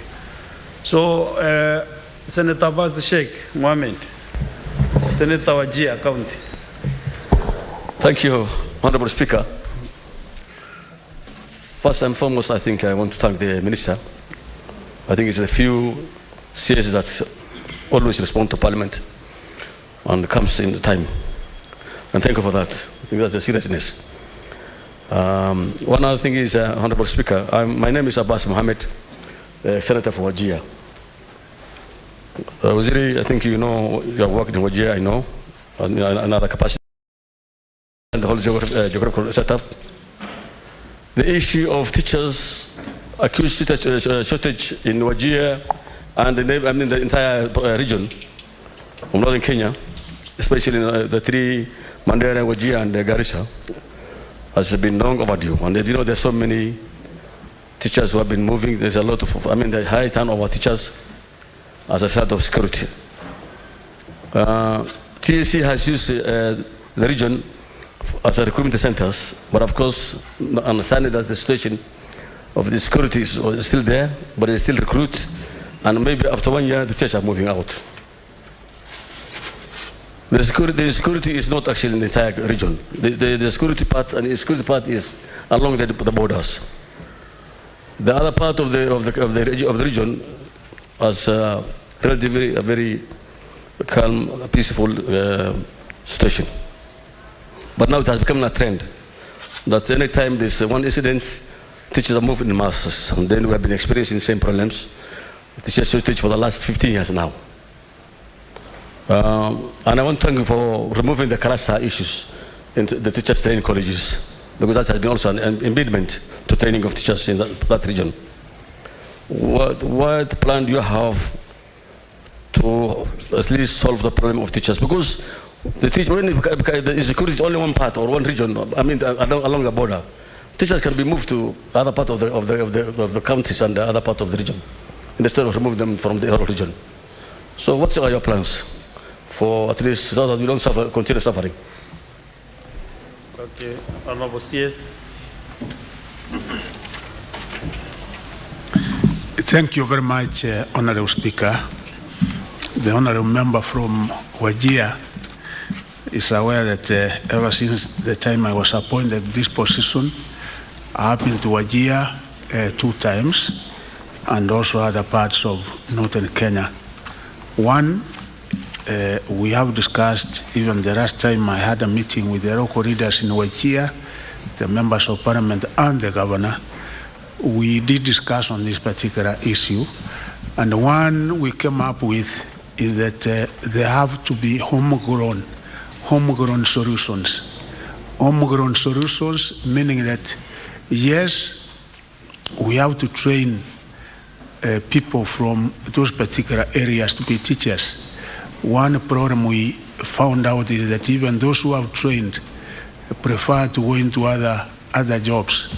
So we don't really have people from those particular areas who, when vacancies arise, can actually apply and be teachers. So we say that the local leadership, I think there is work to be done so that we train enough people from the areas, because yes, depending on people from other parts of the country might not be a permanent solution aside. The permanent solution is that we have to have that homegrown solution. The second one, Honorable Speaker, the truth be told, is that yes, we have had recruitment from other parts of the country, but there is this problem which is perennial, which seems to be recurring every other now and again, and that is insecurity.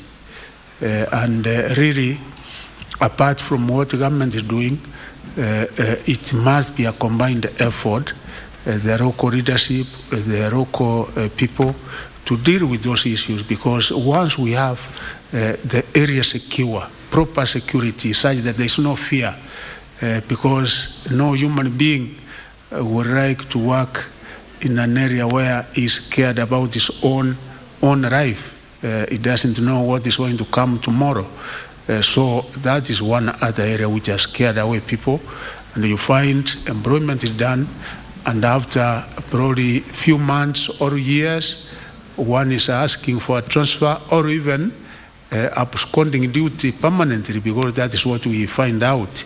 So I think it has to be a collaborative effort between government and the local leadership in order to really mitigate on the kind of challenge we have in that particular area of the country, because even when we declare vacancies, you find Kenyans, a number of people are also not willing to serve in some of those areas. So we have work to do, and I think it's an area that the Member of Parliament knows the challenges we have, which we are supposed to collaboratively deal with.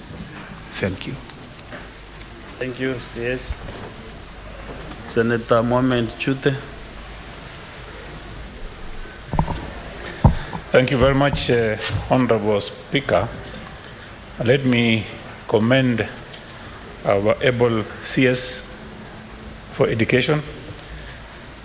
You've worked for this country as a politician and now as a cabinet secretary. Congratulations and thank you very much. In support of, Mr. Speaker, in support of Senator Sigei, I think and I believe that the cabinet secretary are taking you back to to question number 027, I think you are not given the right picture of what transpired. Looking at the document you produced today, Mr. Speaker, the Cabinet Secretary has shown that there is a payment of 754. And that one shows the contractor was paid over 30 million shillings. That is something the CS should have known. Again, there is the issue of performance bond. Performance bond, the CS is not mentioning about performance bond. Performance bond normally, Mr. Speaker, as you are aware, if you look at yesterday's paper, you've seen Senator Chute has a scandal of 2 billion shillings. That 2 billion shillings, that 2 billion shillings, each contractor can get 30 billion shillings.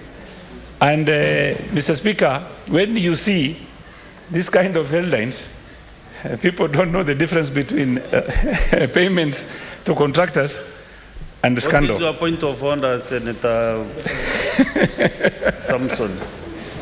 You pro-teach. Mr. Speaker, on the contents of speech standing order number 101 and 105 and 98 is the Senator of Marsabit in order, Mr. Speaker, to try and use this House to cleanse himself from the allegations that he has 2 billion, Mr. Speaker. Is it fair?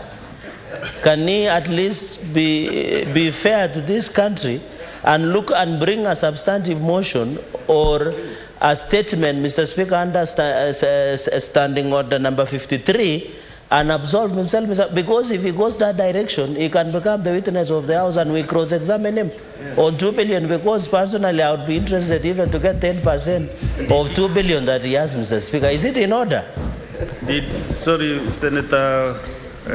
Senator Mohamed Chute, is the amount that is being mentioned related to schools in Marsabit County? Infrastructure development of schools in Marsabit? And, is it related with the... No, Mr. Speaker, it's not. So just go direct to the question that the Mr. Speaker, to respond. Let me thank my friend for bringing this issue up, but I'm going to give a personal statement very soon on the same. Thank you, Mr. Speaker. My other question was, there is the issue of performance bond. The able CS would have told us how much they recovered by recalling the performance bond. And if he cannot give the answer now, can he get some time and give us that answer, if possible, in the next 1 week? Thank you very much. No, you have no powers to direct the CS. Thank you. You are not the chair, Honorable. Why are you taking powers that does not belong to you? Okay, Waziri. Yeah, thank you, Honorable Speaker, and the Honorable Member from Marsabit. We have had two functions in Marsabit, one in Moyare and another one in Marsabit. And there were quite a number of challenges that we were also able to witness in Marsabit, which I think he will also be able to focus himself on. Like the only A that we had in Marsabit was a student who went to Maseno School, and you know the recommendations which we had when we were in Moyare, and also the recommendations which we had when we were in a committee in Marsabit. This performance bond is of course a necessity in a project of this magnitude. I did not check the figures on this particular project, and Honorable Speaker, is something that I can also be able to work on and get the figures and be able to avail the figures to the Senate in the next meeting. Thank you, CS. Let me now get the supplementary question from Senator Tobiko. Honorable Senators, the next question you still have an opportunity to ask your your questions. Thank We you, are not in a hurry today. We have only one CS and kwa mpango ya affordable housing. Sisi tulikubaliana tukipanga ajira tunakubali kazi ni kazi. Ama tulisemaje? Sisi tulisema wera ni wera. So vijana mkae chonjo. Mko tayari vijana wa Nyeri kwa hiyo kazi? Mko tayari? Ama nyinyi ni wale wa kuchagua jembe? Mko tayari? Kazi ya plumber ikipatikana si mnafanya? Electrician si mtafanya? Ya kila kitu si mtafanya? Tuko pamoja? So mimi narudi hapa 2 months kuja kuanzia hiyo mpango ndio tuanze kupanga ajira ya hawa vijana. Ya pili, tumekubaliana na wabunge wote ya kwamba kupitia kwa digital platform kila ward tuweke ICT hub. Mahali vijana hawa watafanya kazi kwa kompyuta na kwa mtandao. Nyinyi vijana mko tayari? Tumeongea na serikali ya Marekani. Tumeongea na serikali ya Ujerumani. Hata rais wa Ujerumani alikuwa hapa juzi. Ametuambia anahitaji vijana 1400 wa kufanya kazi. Rais wa kutoka kule UAE anakuja hapa mwezi huu. Wale wengine wote wamekubali. Kenya ni nchi ya wananchi ambao ni wafanyikazi sugu. Na ndio tumekubaliana we must create an additional 500,000 jobs kwa vijana hawa, wale watakaofanya kampuni ya Marekani, ya Ulaya, lakini wakiwa hapa nyumbani through the internet hapo kwa digital platform. Na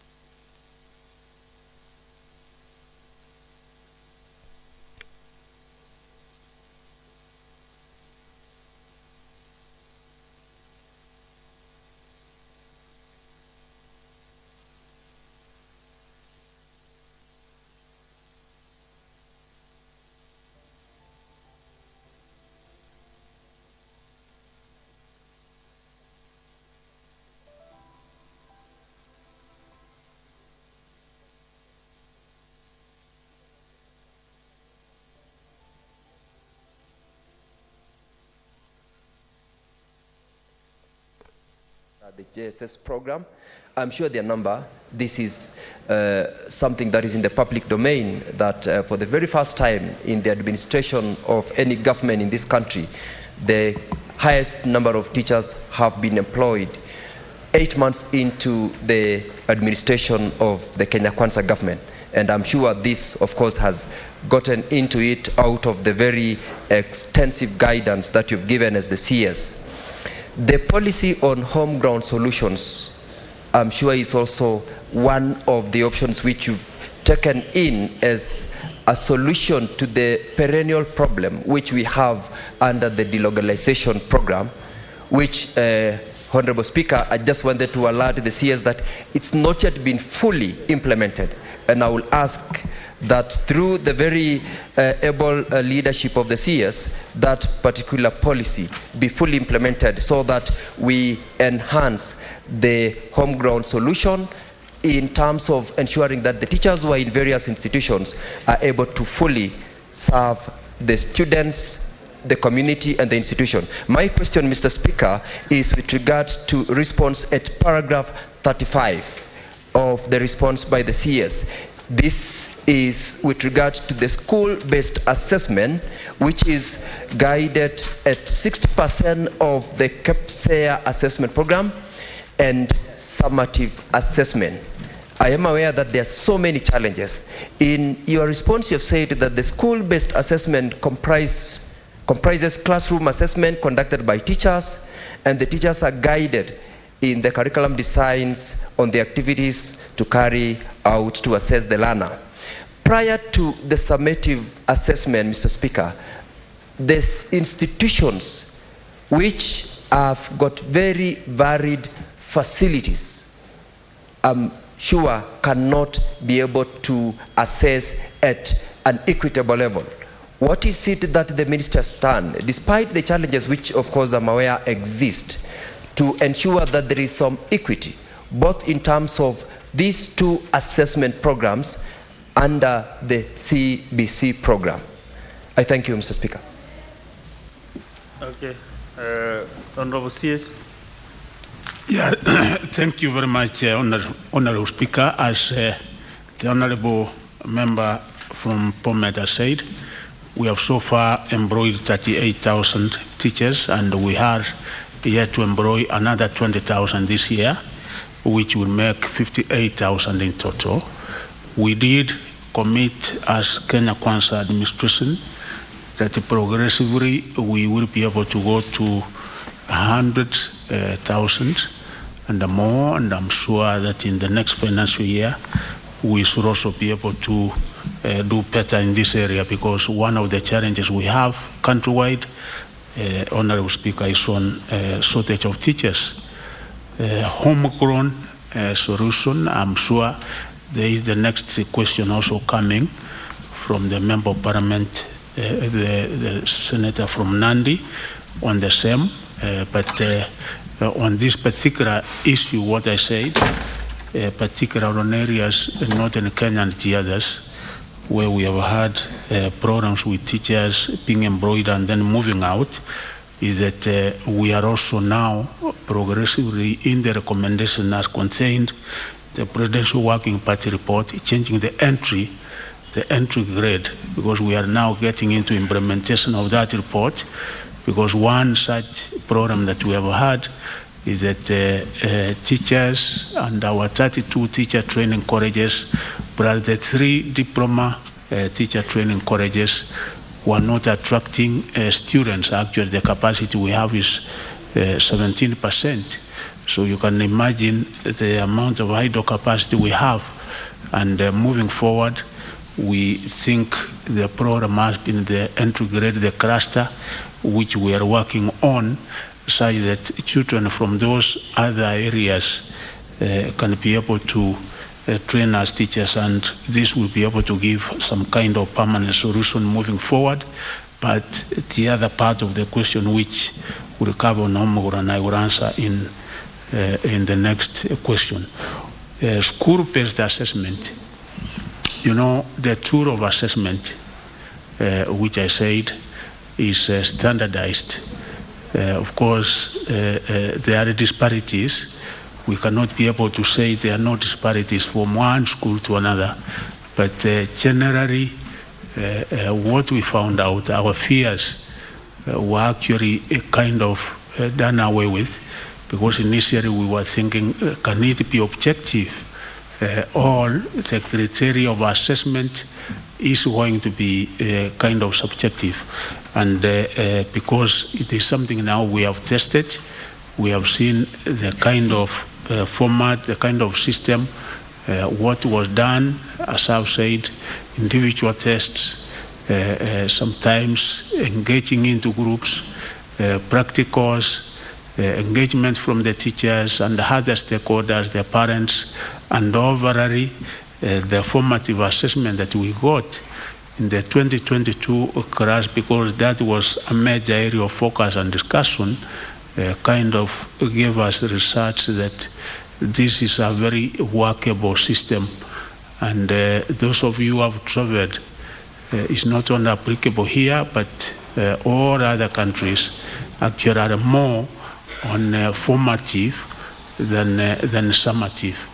Say that summative, which was exam-centered, even the children who would have done better, we were denying them the kind of opportunity that they should have been able to get.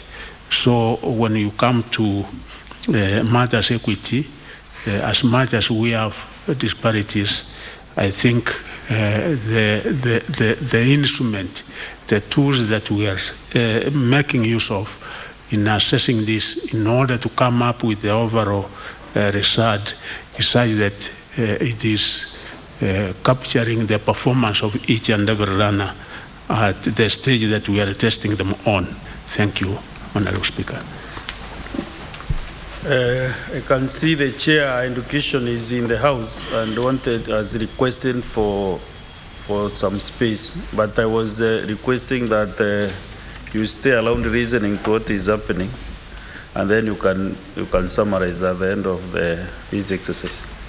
Okay, Chair, thank you. Thank you, Chair.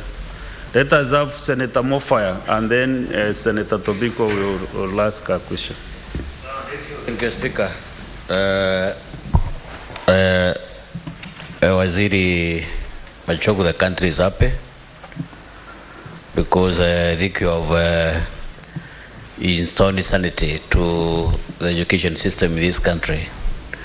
We have had a lot of confusion on serious issues, and I'm very sure now the parents are sure of where they are going and where their children are going. I happen to be the senator of Tharaka Nithi County, and I'm about to ask you a question that I'm very sure is on your desk on a number of schools, primary schools, which were burnt and demolished in 1996 in a location called in Toroni. Toroni is in Tharaka North. I think your officers can put those names down. There is a school called Machabeni Primary School, Karimba Primary School, Kiumbe Primary School, Mpunguru Primary School, and the Kanjoro Primary School. Honorable Speaker, these schools were burnt down, and up to now, we have not seen any response or any activity around making sure that those schools are back. Quite a number of children were discontinued from going to school, and I'm happy, Honorable Waziri, because I can see your sister ministry, the Ministry of Interior. You are doing quite a good job in those Badex 8 areas where you are putting up schools. And maybe it's my request through this Honorable House that the same would be demonstrated in those schools up there. On a rejoinder to that question, Honorable Speaker. You have only one supplementary question. No, it's just a subsidiary of that one, sir. With your, it's a subsidiary of that question, Honorable Speaker. Please. You know, I have very many problems in Tharaka Nithi because, Honorable Speaker, as we are aware, we have a Mangombe sub-county, which is a subsidiary of Chuka Mangombe constituency. It's climatically disadvantaged. It borders Tharaka South, the Tharaka constituency, which is equally disadvantaged but enjoys undisputed allowance. Mangombe for decades has been neglected. So teachers are running away from that sub-county because they're not enjoying what the other counterparts are enjoying in the constituency. What could your minister be doing to make sure that we equalize these two stations? So those are the two questions, Honorable Speaker, that those schools that were banned should be restored. There are two questions. Thank you, Honorable Speaker, for thank you, Honorable Speaker, for allowing me to give those two subsidiary questions. Thank you, Honorable CS.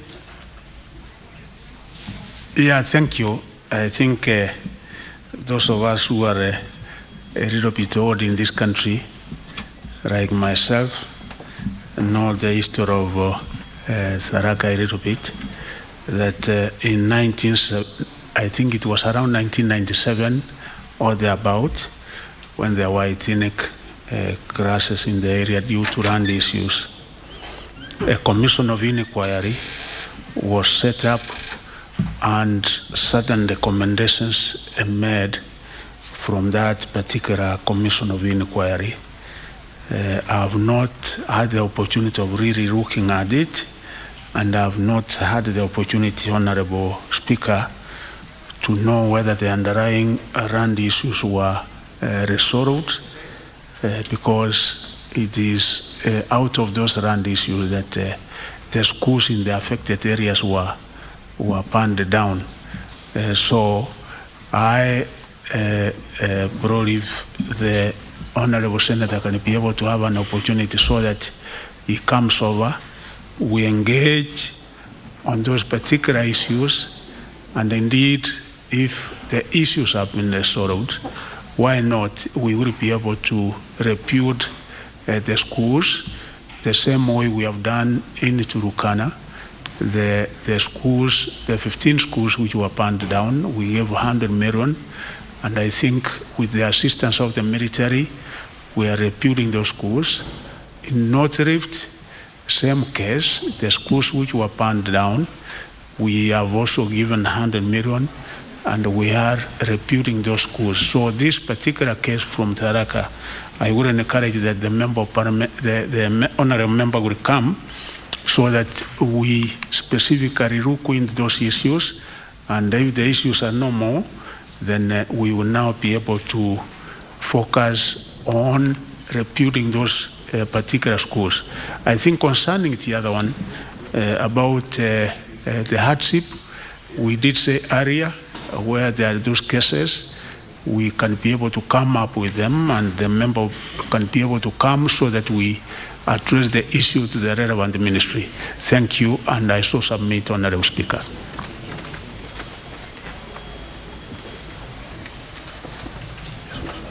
Senator Tobiko. Thank you, Mr. Speaker. And Mr. Speaker, I am satisfied with the response from the minister, and I would like to congratulate the minister because, being in the Education Committee, we have walked the journey with him. We've seen the much progress that the ministry has made in terms of the CBC and the junior secondary schools, Mr. Speaker.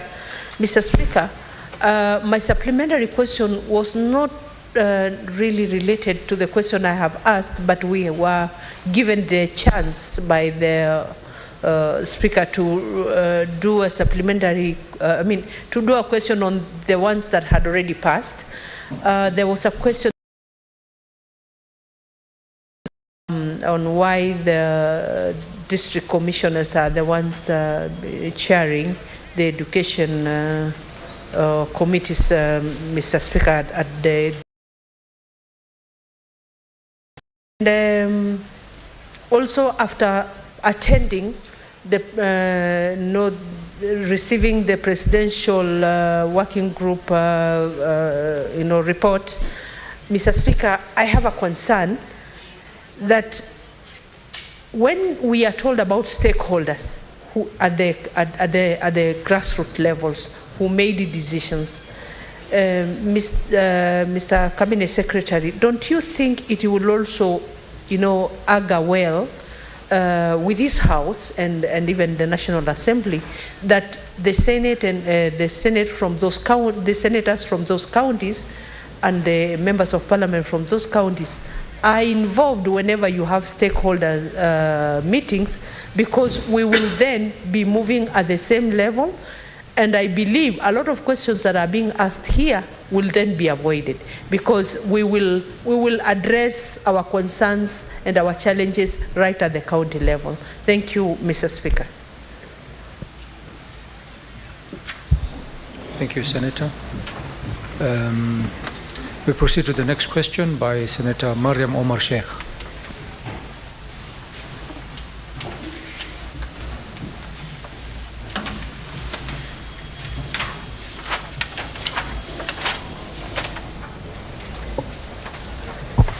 Thank you, Mr. Speaker. Asking Cabinet Secretary for Education, is the Cabinet Secretary aware that Muslim students in some public schools are not allowed to wear hijab and trousers?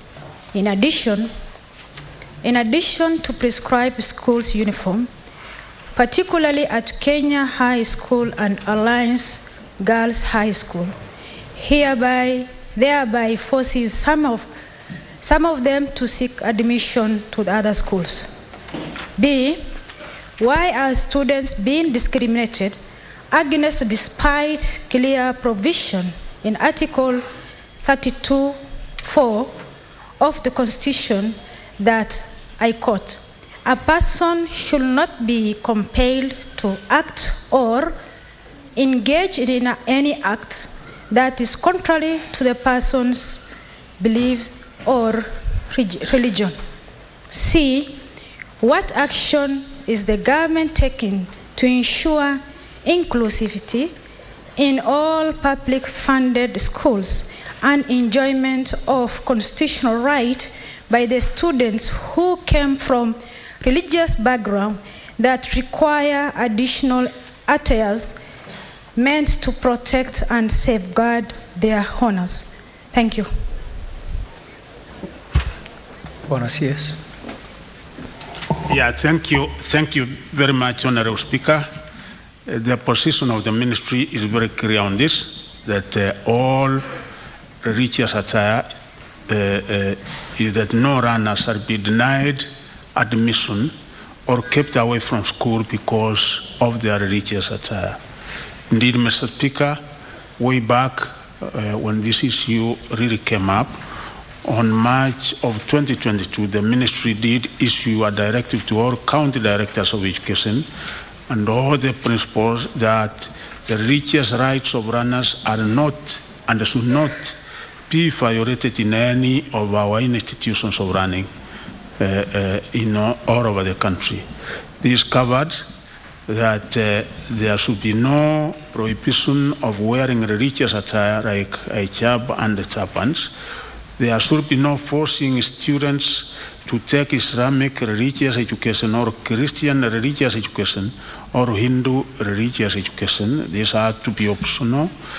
They should not deny runners the opportunity to observe religious rites and prayers, may they be Muslims or from another denomination. Even personally, I'm a Seventh-day Adventist. We worship on Saturday, and we insist that on those days in any given school, those of our children who worship on Saturday should be able to be given that particular opportunity like any other denomination.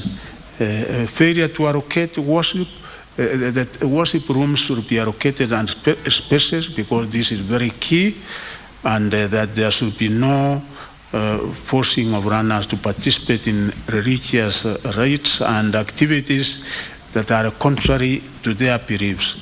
And I think we have attached that particular circular from the ministry. So really, the thing is for us to be able to enforce.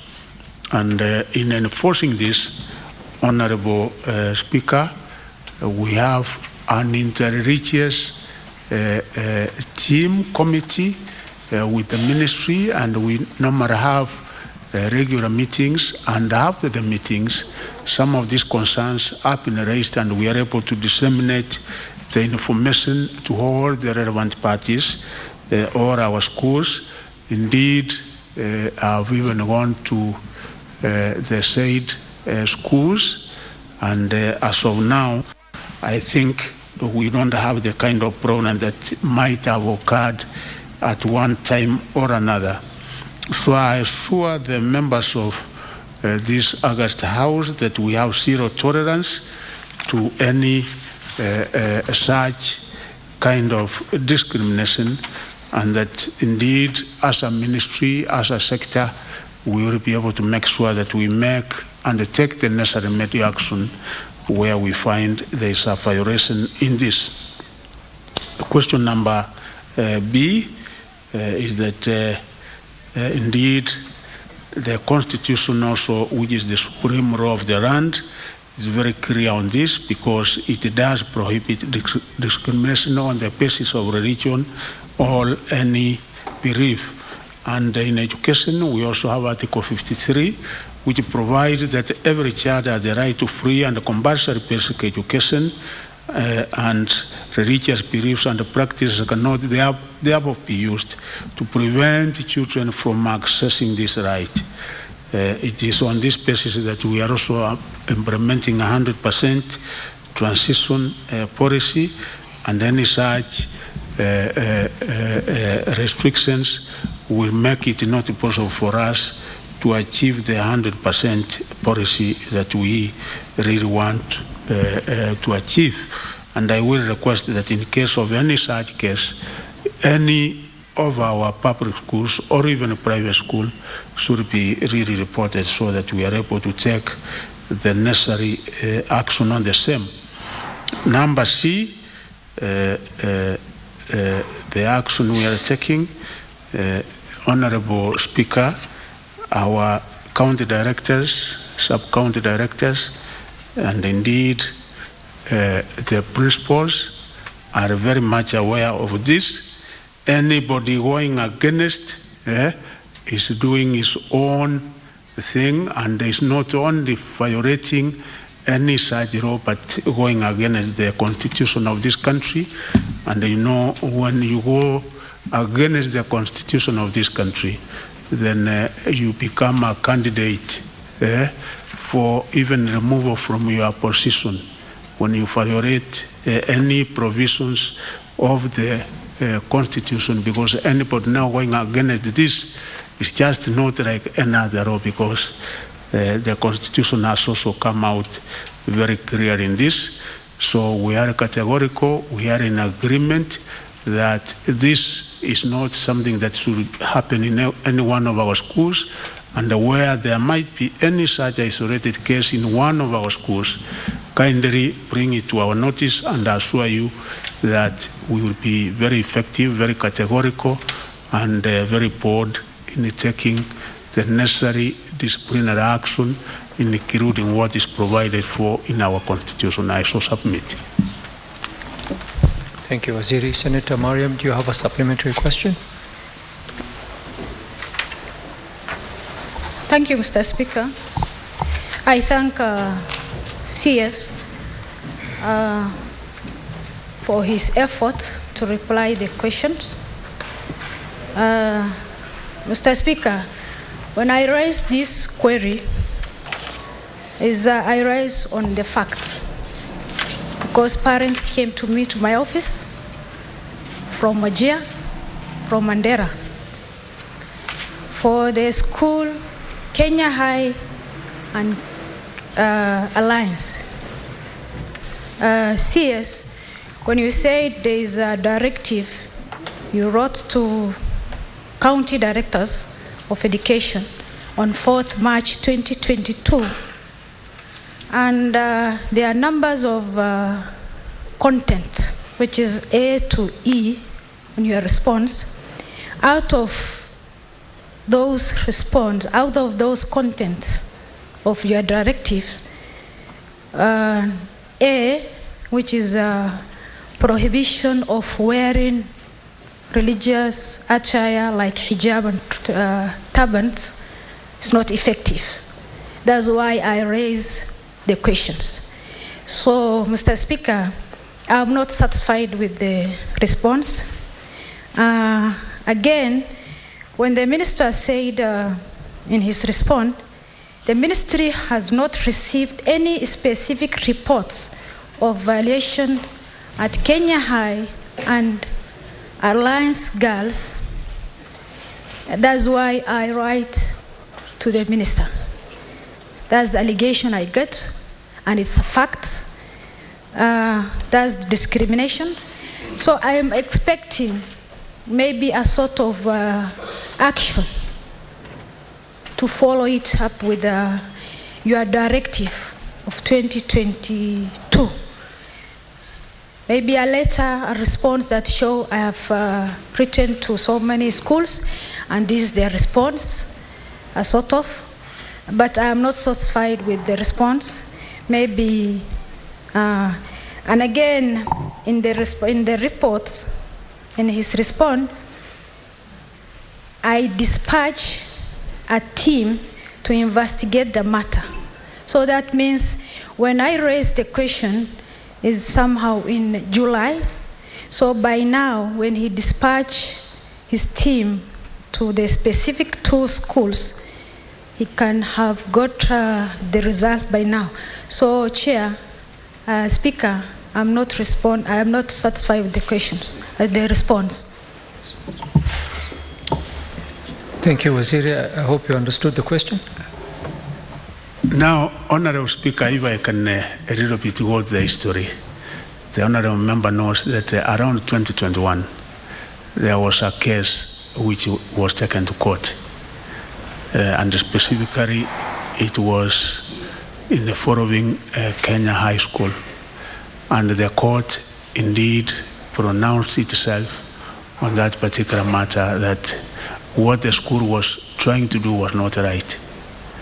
And as I've said, Honorable Speaker, sir, I've had a meeting. We have that inter-religious committee, and actually even the last meeting that we had in my office with the board of management of Kenya High, plus the principal, I think this was about 2-3 months ago. One other issue that I did make very clear to the board was that we should not be able to have such a case again, because it gives negative publicity to that particular school or another school. I've had a meeting with all the principals in this country when they had their KBC meeting in Mombasa, and again, as CS Education, again I pronounced myself on this matter. We have had a meeting with all the principals of national schools. What is the agenda when we have some of these meetings is to inform them that yes, if you violate or don't implement any directive as given by government, because those are government directives given, and the directive is based on what actually emanates from their constitution, then you will be doing it at your own peril, because you cannot be able to come up and implement your own decisions, what you think should be done against the law of the land. So in a case, there's an individual case, even the last meeting, I think we were joined by a very top officer of mine, who is also very religious. He knows him from Wajir, and in case there are any such individual cases, kindly don't shy away from coming to my office so that we are able to deal on each and every case on its own merit. Thank you, Honorable Speaker. Senator Mariam, you. Thank you, Mr. Speaker and the CS. Mr. Speaker, agreed with the CS, but I need an action, maybe a promise from the CS by the term opening of the third term, that most of the schools, because I identify only 2 schools, that is Kenya High and Alliance, but there are some which has the same issue. But I need a promise to the outside, to the citizens, that by the end of, by the opening of the term, that Kenya High and Alliance will adhere to your directives. Thank you. Waziri, I'm not sure if you're in a position to give the Thank you, promise. Honorable Speaker. I have an open door policy, and members will know that when you have an issue, you are always welcome into my office. The Honorable Senator is always welcome, and undertake that I will be able to uphold and make sure that the supreme law of the land is actually observed. And anybody who does not observe, then we will be able to catch up with him. Thank you, Waziri. Senator Wakili Hillary, you have a question?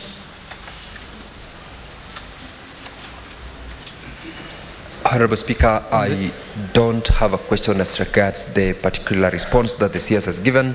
I was queuing for the next opportunity. Very well. Thank you. Senator Murgo, you have a question on this, a supplementary question on this question. Yes, Mr. Speaker, thank you very much for giving me the opportunity. I just wanted to ask the Minister if he's aware that schools in Sigor constituency or Pokot Central are still closed because of insecurity that there was but other schools in the neighborhood have reopened, and we even thank the ministry for constructions going on in TRT, and that has kind of restored normalcy. And so, but Sigor is still, the schools that were closed are still closed. Senator Murgo, sorry to interrupt you. You have a supplementary question following Senator Mariam's question? No. Okay. Please take a seat. Can we go to the next question? Mr. Speaker. Oh, Joe Nyotu, Senator.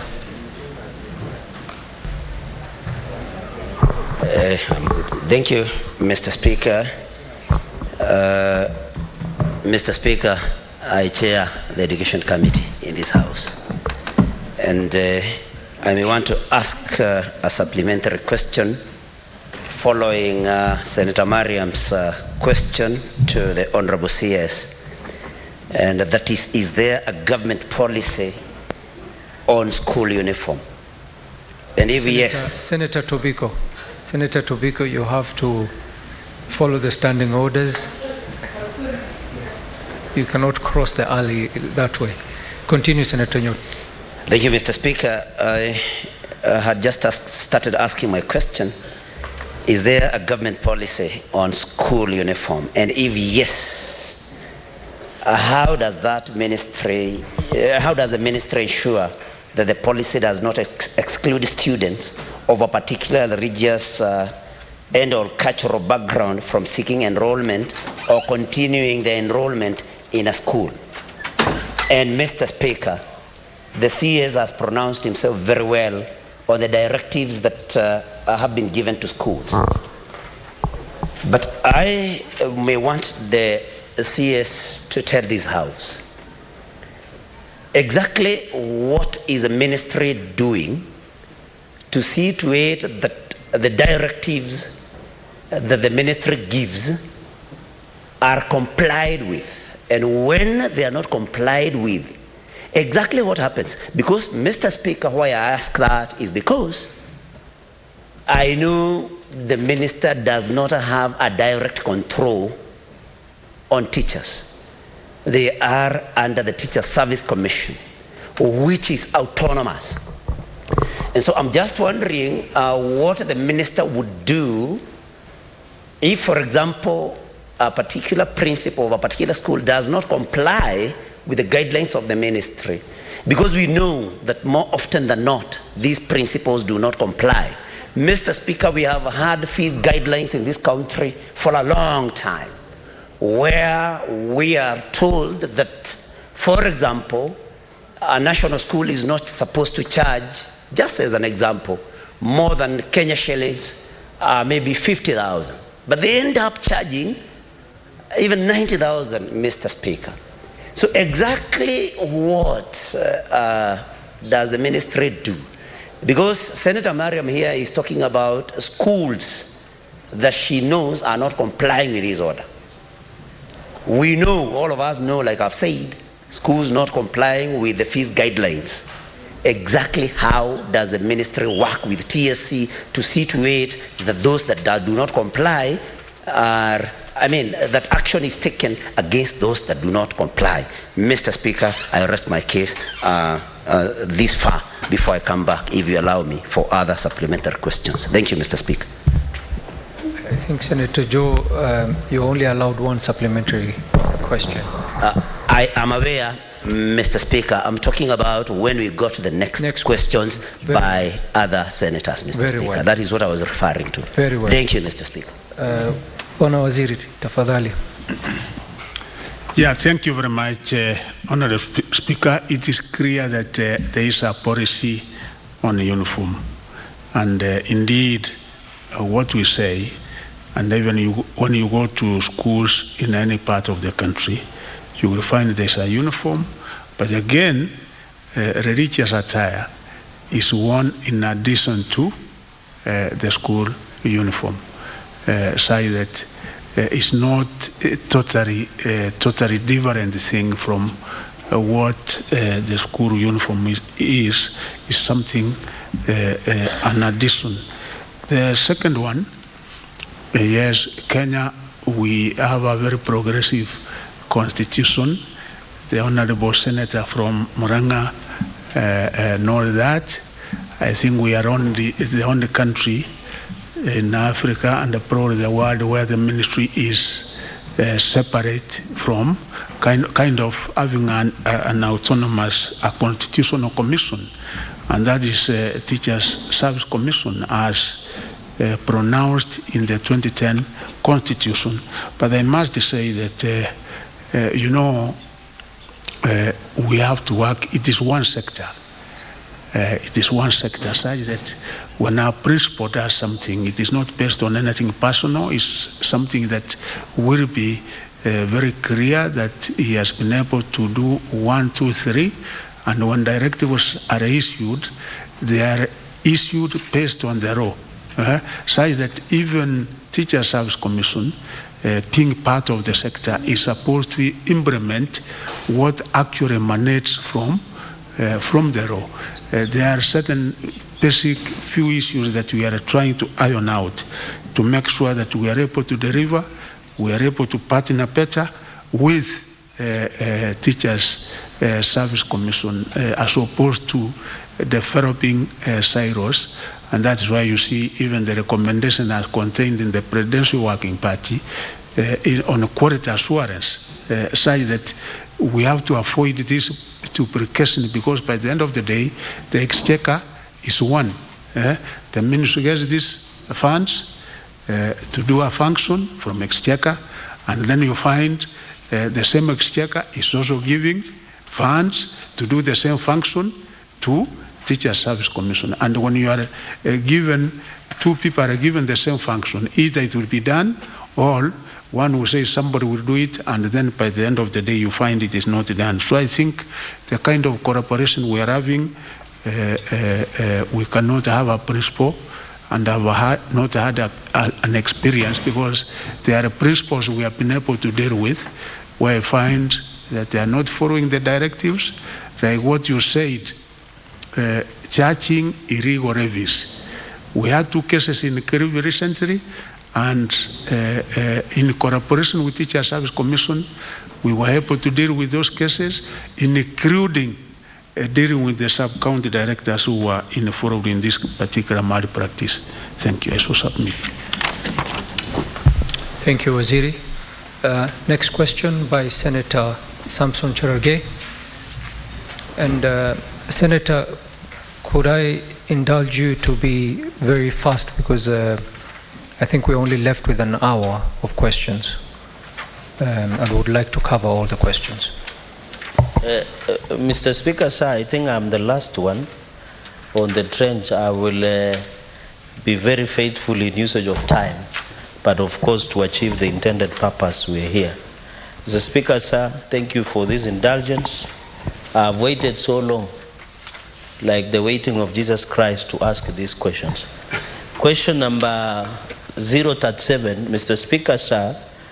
1, could the Cabinet Secretary state the amount of funds allocated as capitation to all public primary and secondary schools in the financial year 2022-2023, indicating the amount already disbursed as well as the amount outstanding?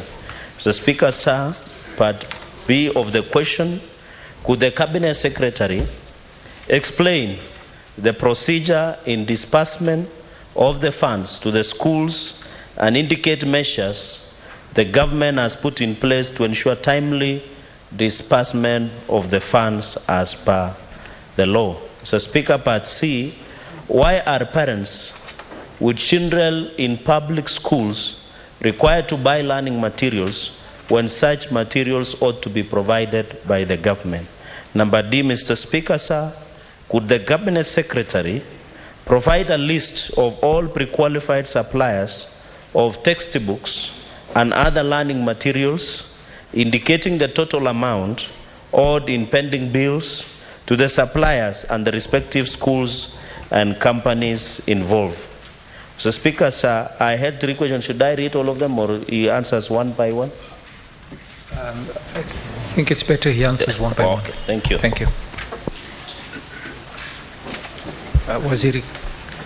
Yeah, thank you, Honorable Speaker. The question number 37 is that during the financial year 2022-2023, a total allocation for free primary education program was 12 billion and 1 million, and the total amount of 9,288,570,185 has been disbursed in the same period. Term 2, we had a disbursement done on 4th of July, which was 2,714,037,012 for 8,869,402 runners. It has been given term 3 up to what we have given on this term 1 2023 from A to D. I think is kind of self-explanatory as given in the report. A further disbursement of 99,879,981 was made on the 21st June 2023 to cater for 469,018 runners, and the figures are given there, including junior secondary schools where there have been 2 disbursements, one and the first disbursement being 9,508,994,355, which was done on the 13th April 2023, while the second disbursement was 3,774,304,250, done on the 20th June 2023. The ministry received a total budgetary allocation of 64,421,865,698 for capitation, and this is for secondary schools now.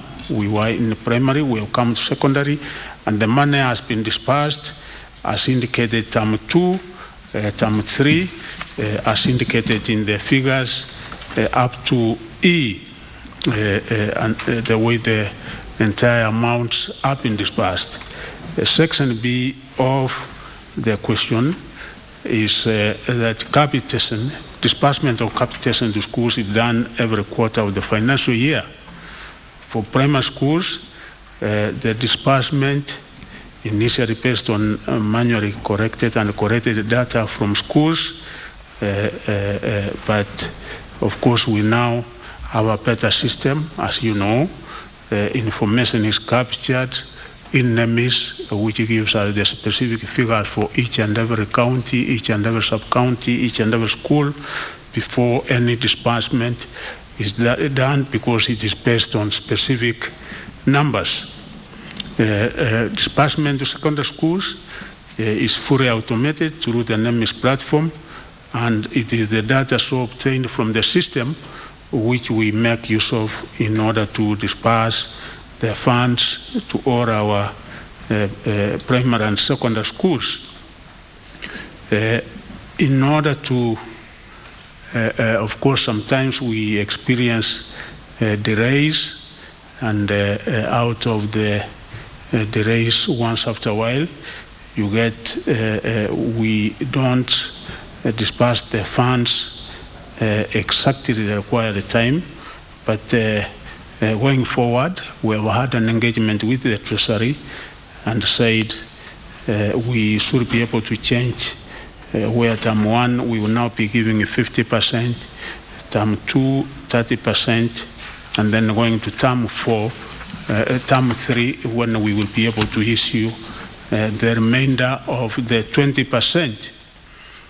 The last part of the question, Mr. Speaker, is that indeed, in terms of running resources, the ministry through the Kenya Institute for Curriculum Development, KICD, provides textbooks to runners in public primary and secondary schools at the ratio of 1 to 1 in all the running areas.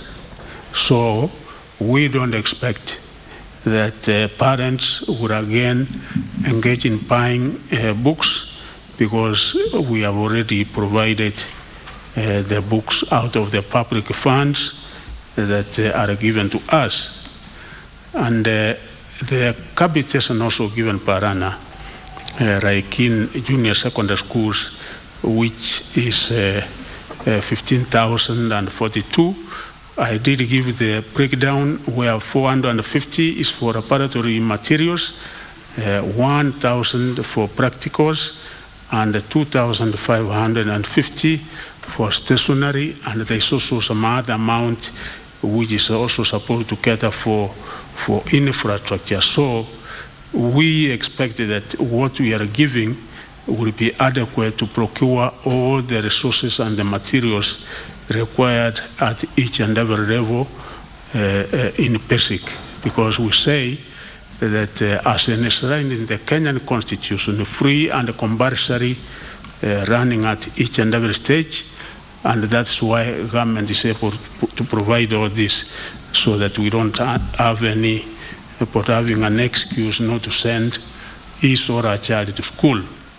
Part of the question is that we don't have qualified suppliers for textbooks for our public schools. The suppliers we have are procured through an open tendering process, and I have given the books as procured for level 5 to 7, and the set books for secondary schools, and we have given the list of those who were able to compete, KRB, Mountain Top, JKF, that is Jomo Kenyatta Foundation. We have all of them listed there on our chairperson from number 1 to number 10, and each and every one of them was able to compete, and out of the result of the process, they were awarded and the specific books and the number of books that they were able to supply. So I don't have to go through the entire list. I think it's self-explanatory, so that the members can be able to go through the same number, and I think that provides the answer. And Honorable Speaker, I so submit.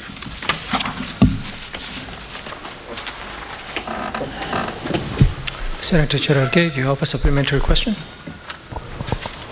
Mr. Speaker, let me go first so that I don't lose the trail of thought, so that I allow my colleagues. Bwana Cabinet Secretary, in page 14, you have indicated that you have paid 50% on junior secondary school. But in response to my question, that is supplementary question 1, you have indicated by June you have given the total amount to junior secondary school. Is it your submission that you want to mislead the House by giving contradicting information to this House? That is number 1. The final supplementary question, Mr. Speaker, under the Public Procurement and Disposal Act, Section 86, it says that a successful tender shall be given to the lowest evaluated in the pricing. Under the Public Procurement and Disposal Act, Section 86, successful person who should be given the tender should be the lowest. So, Speaker, on this issue of supply of textbooks, how sure are we that the open tender that is being given by the ministry, although there are locations that they come from one in the other outside the mainstream publishers from one ethnic community, is outside this, how sure are we as a House, Mr. Speaker, sir, that the people who are given through the open tender meet Section 86 of the Public Procurement and Disposal Act, Mr. Speaker. And on the issue of textbooks, Mr. Speaker, because it's one question, the final question, is I had asked about the total pending bills that the Ministry of Education owes. Is it 1.1 billion, as I've seen in the shared that the CS had shared? Or, Mr. Speaker, what is the total pending bill as we talk today about this to the suppliers of the textbooks? Just in one sentence, Mr. Speaker, so that you don't violate the, Mr. Speaker. And I want to confirm to the CS, contrary to saying that they are providing learning materials to schools, Mr. Speaker, I think V2 ground is different. The CS should use evaluation and monetary unit and presidential delivery unit to undertake, because most parents are still buying the learning materials. Mr. Speaker, those are my two supplementary questions. Thank you. Thank you. Waziri. Thank you, Mr. Speaker. The members would agree with me. The first set of answers that we gave in June, the question was, if you look at 73, it was asking about the first disbursement, which we gave, and we have now won the second disbursement. So there's the 9.5 and there's the 3.7. So combined is more than the 9. So there's 9,580,994,355. And then there's the second disbursement, which was also done on the 20th June 2023, which is 3,774,304,250. Concerning the pending bills, if you go to 84, the money owed to the publishers, I think we have given the particulars, the grade and the outstanding amount in each and every grade, that is grade 5, grade 6, grade 7, and also the 2022 SETI books contracts. We have given, actually making the total to be 1,157,522,771. And we are trying to see whether we can be able to cover and offset this as we approach the first supplementary. We are doing our best in the prevailing circumstances, as I said, to make sure that all the materials, all the running materials are actually provided, and so far so good, because we have been able to reach each and every primary and each and every secondary school. Thank you. I submit.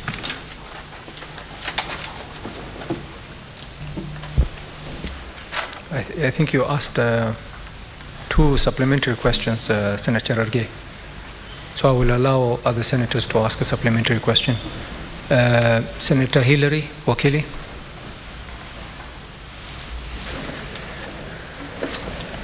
Thank you once again, Mr. Speaker, sir. And as I ask this question, I first like to appreciate the CS for the responses that he's given to the questions that have been asked. My question is picked from your response at page 24, paragraph 23. This is with regards to the disbursements of capitation to schools, which have responded is quarterly done, and also on the basis of manually collected and collected data from schools. And you have indicated that in the financial year currently on, that is in this quarter, all institutions are expected to have uploaded their details and those of their learners to the NEMI system. My question to the Honorable CS is whether they have any facilitative arrangement under the ministry at the national level and the county level to support institutions which are yet to get registration under the NEMIS, so that they get the capitation because they already have students. I'm asking this question, Honorable CS, because in my office I've got several institutions that have asked for my intervention to get their IPPG registration. In particular, I've got one from Chapalungu constituency, Kongasis ward, a primary school by the name Kapchumbe. I've got also a secondary school in Chebunya ward of the same constituency where they have got students, but they haven't been beneficiaries of the capitation from the ministry. Why? Because they have lacked the IPPG identifier for purposes of entering the details within the ministry. So my question is, what is the arrangement, if you have, to facilitate and support such institutions to ensure that they are all able to benefit from the capitation from the ministry, especially where sometimes even their inability to register is not, of course, a problem that is to the ministry, but maybe from their end, failure to have all the documentations required. I am aware that for purposes of that registration, there are certain mandatory documentations required for such institutions to be registered. How do you help to facilitate? I'll be very happy that CS, as you live here, maybe you can assign me one or two of your officers to ensure that we serve these institutions so that they benefit in the next quarter, where you have said you will only be able to release capitation to institutions that have already uploaded their details. Thank you. Waziri? Yeah, thank you, Honorable Chair. It's through like what the Honorable Member said, we had actually two major problems in this which we are trying to overcome. One was registration of schools. There were quite a number of schools, primary and even sometimes secondary schools, which were not registered and therefore not captured in NEMIS. And when these schools were not captured in NEMIS, it meant that they were not able to benefit from capitation. What is it that we have done as a ministry? One is to fast track the registration of schools, and rather than centralizing the process where the requirement was for approval to be given from the headquarters here, we have said the approval has to be done at the county level, such that we have made the process much easier. And from the numbers that we had initially, as we came in for schools which had not been registered, against the ones we have now, a lot of progress has been made, and I'm happy to report that quite a number of schools are now properly captured in NEMIS. In case there is any school in any county or any given sub-county which is still not registered so as to benefit from this particular our capitation, kindly bring it to my attention, because you know what we found out.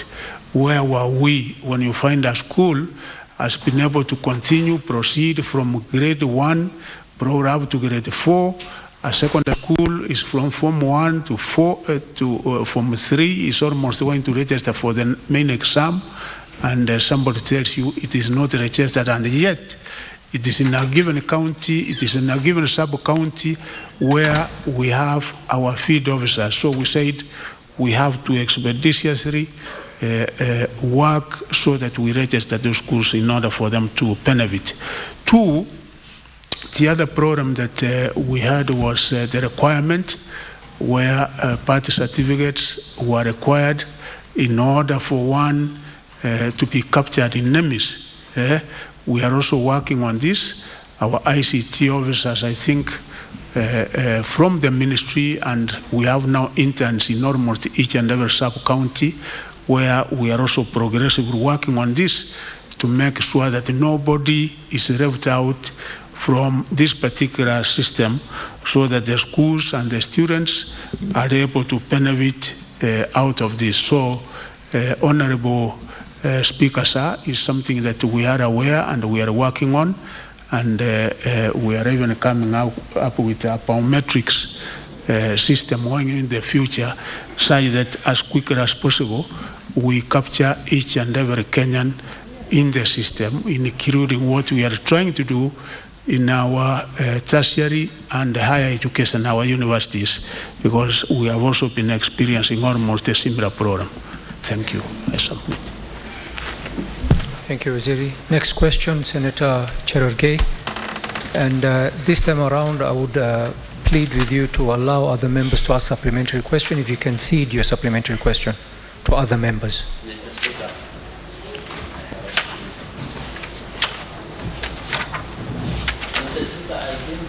Your directions. When you ask this question, if you could cede your supplementary question to another member. But due to standing time order management. provides me two extra. That's why I'm pleading with you. I will make it one. Okay. Mr. Speaker, question number 38.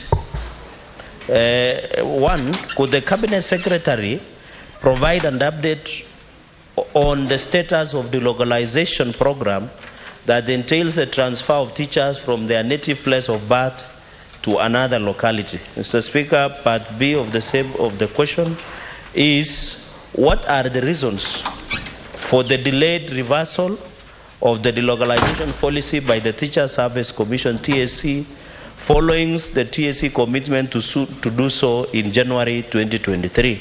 Mr. Speaker, and finally, could the Cabinet Secretary state the total number of teachers from Nandi County awaiting the reversal on the localization program? I thank you, Mr. Speaker, sir. Waziri. Yeah, thank you very much, Honorable Speaker. Without going into the merits and the demerits of localization, the Honorable Member is aware that ever since this administration came into being, we gave a lot of emphasis that we cannot be able to have this policy, the localization. We have, on the contrary, what we call nationalization.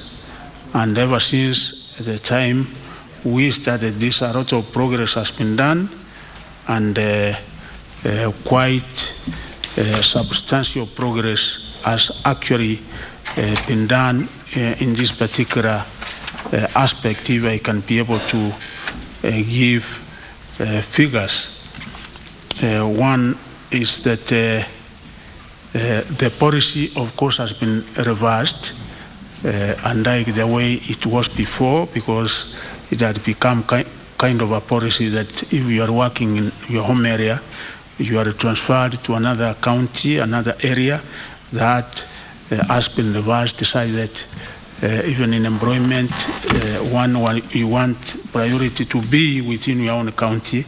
I think that is taken into consideration. So we have had a stop on that, and we have had very, very good progress in this. And when you come to the numbers, Honorable Speaker, the number that are so far applied for transfer from one account to another as at June 2023 to the Teacher Service Commission is 46,962 applications across the country, and out of which those who have already been transferred are 20,055 of whose transfers have been effected to their home counties. And we have been able to give a table explaining how this has been done. Specifically coming to the county of Nandi, the number of teachers who requested for transfer to Nandi were 1,005. And out of the 1,005, the number that has so far been repressed is 828. To Nandi, and the others are being processed. And also, as explained in the answer, Honorable Speaker, we also want to create the stability in the teaching sector, such that sometimes you find if a school has 10 teachers and all of them are applying, probably they are from some other parts of the country, to get out of that particular school, we have to make sure that there is a proper replacement as we transfer them out, we also make sure that there is a replacement such that running has to go on. And hence, that is why you see sometimes we are not 100% of this process. We are almost at 40-something percent. And progressively, as we get proper replacements, we hope we should be able to get to that figure, because we also want stability in our schools so that you don't either transfer, because we have the figures of the shortfall, the number that we should have in each and every county, such that even as you transfer, there should be some kind of harmony, so that you are not giving one county more and then you create a great acute shortage in some other counties. So we are careful in this so that we don't also destabilize the education sector as we are working on this. I so submit. Thank you, Waziri. Senator Cherargei. Mr. Speaker, this time, although Standing Order 51C gives the questionnaire power of 2 supplementary questions, but for the comfort of my colleagues, I'll just make it 1. Mr. Speaker, I have done my due diligence, and I tell Waziri vitu kwa ground is different, because I have teachers here from my county, just from Vihiga, only, who wants to be recruited back to Nandi, and there are 43 of them. Why is the CS allowing county directors of TAC and education to have so much powers than the President of the Republic? The Speaker, the regulations of TAC, one of them is on medical grounds, Mr. Speaker. This Kenya Kwanza government, which I campaigned passionately, one of the reasons teachers voted for us is because we were going to do away with the localization. Why is the minister saying they have removed, but they are doing it behind the back? Because I have so many complaints, and I will table this before the House, Mr. Speaker, on the delocalization. For example, in Nandi County, I can tell you, my colleagues who are seated here, every minute, a teacher is requesting to be taken back, Mr. Speaker. One of the rules of regulations is on medical grounds, Mr. Speaker, in conclusion. I have a teacher who works in Western Kenya. He has a sickly child that at least every Thursday, she must take it to an hospital in Eldoret town. Every Thursday, Mr. Speaker.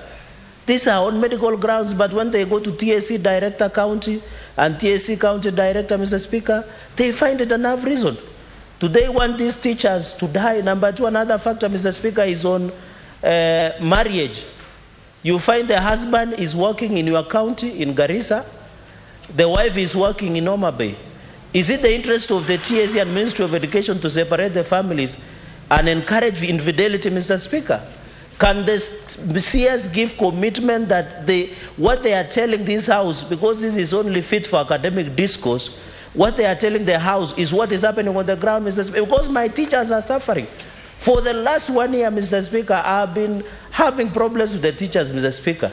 So, Mr. Speaker, can the Minister of Education and the TAC be fair to the teachers of this republic and be honest with the public and do away with the localization? Let the teachers work where it is conveniently. A teacher, Mr. Speaker, has only 5 years to go to retire. Why would you transfer him all the way from Nandi to Lamu or even to Mombasa? For what purpose? In fact, that is a time they need to work near home. As they transit to retirement, they see their grandchildren, appreciate what they have been doing for this country. Mr. Speaker, can the Cabinet Secretary give commitment on this aspect of delocalization once and for all for the teachers and the Kenyans and the students of this republic, Mr. Speaker? That's my only supplementary question. Thank you, Senator Waziri. Yeah, thank you very much. As honorable members also noted here, including the chair of the Committee on Education, is that we are dealing with an independent commission. That's when we get it right. But as I said, this administration made it clear that we don't want to break down families, and that was one major reason of consideration that we reversed this particular policy, which really inconvenienced people, which separated families, and as rightly said by the honorable member, actually there were families which in the process broke down. Either the man went and got married elsewhere, the wife went into other things, and the stability of families is key to the stability of the nation. And of course, on medical grounds, is also a factor to be taken into consideration.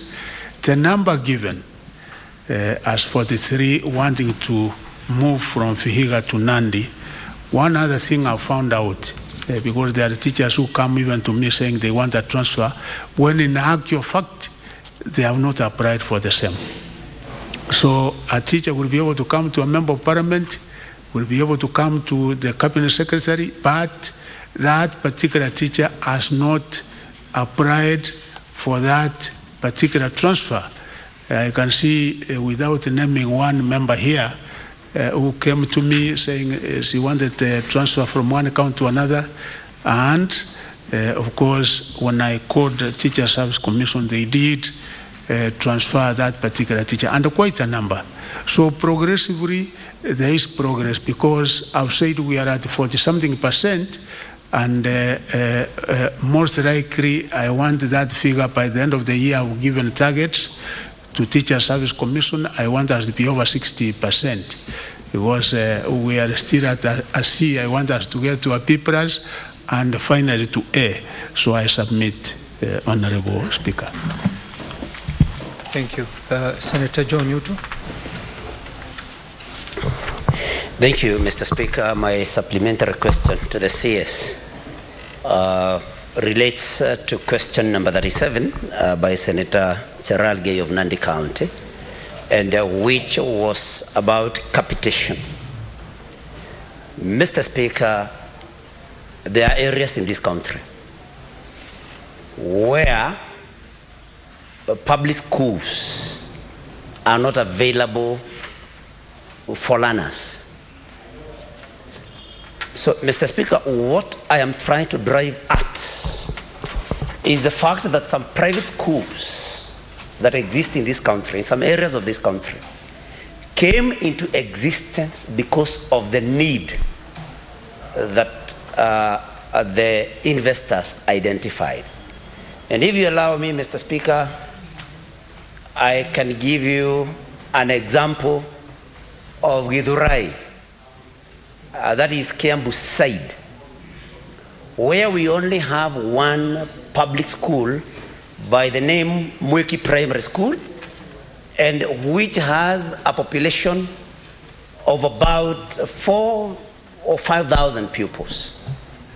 So in this particular area, Mr. Speaker, there are very many private schools that have come up not to serve people that are, if you may, rich, but because pupils in that area cannot all fit in Mweki Primary School. I mean, I may not have the figures, but that side of Githurai could have as many as 20,000 school-going pupils, Mr. Speaker. And so, why I am building that foundation is because I would like the Honorable CS, who is very hardworking and very committed, Mr. Speaker, does not miss committee summons, to tell us,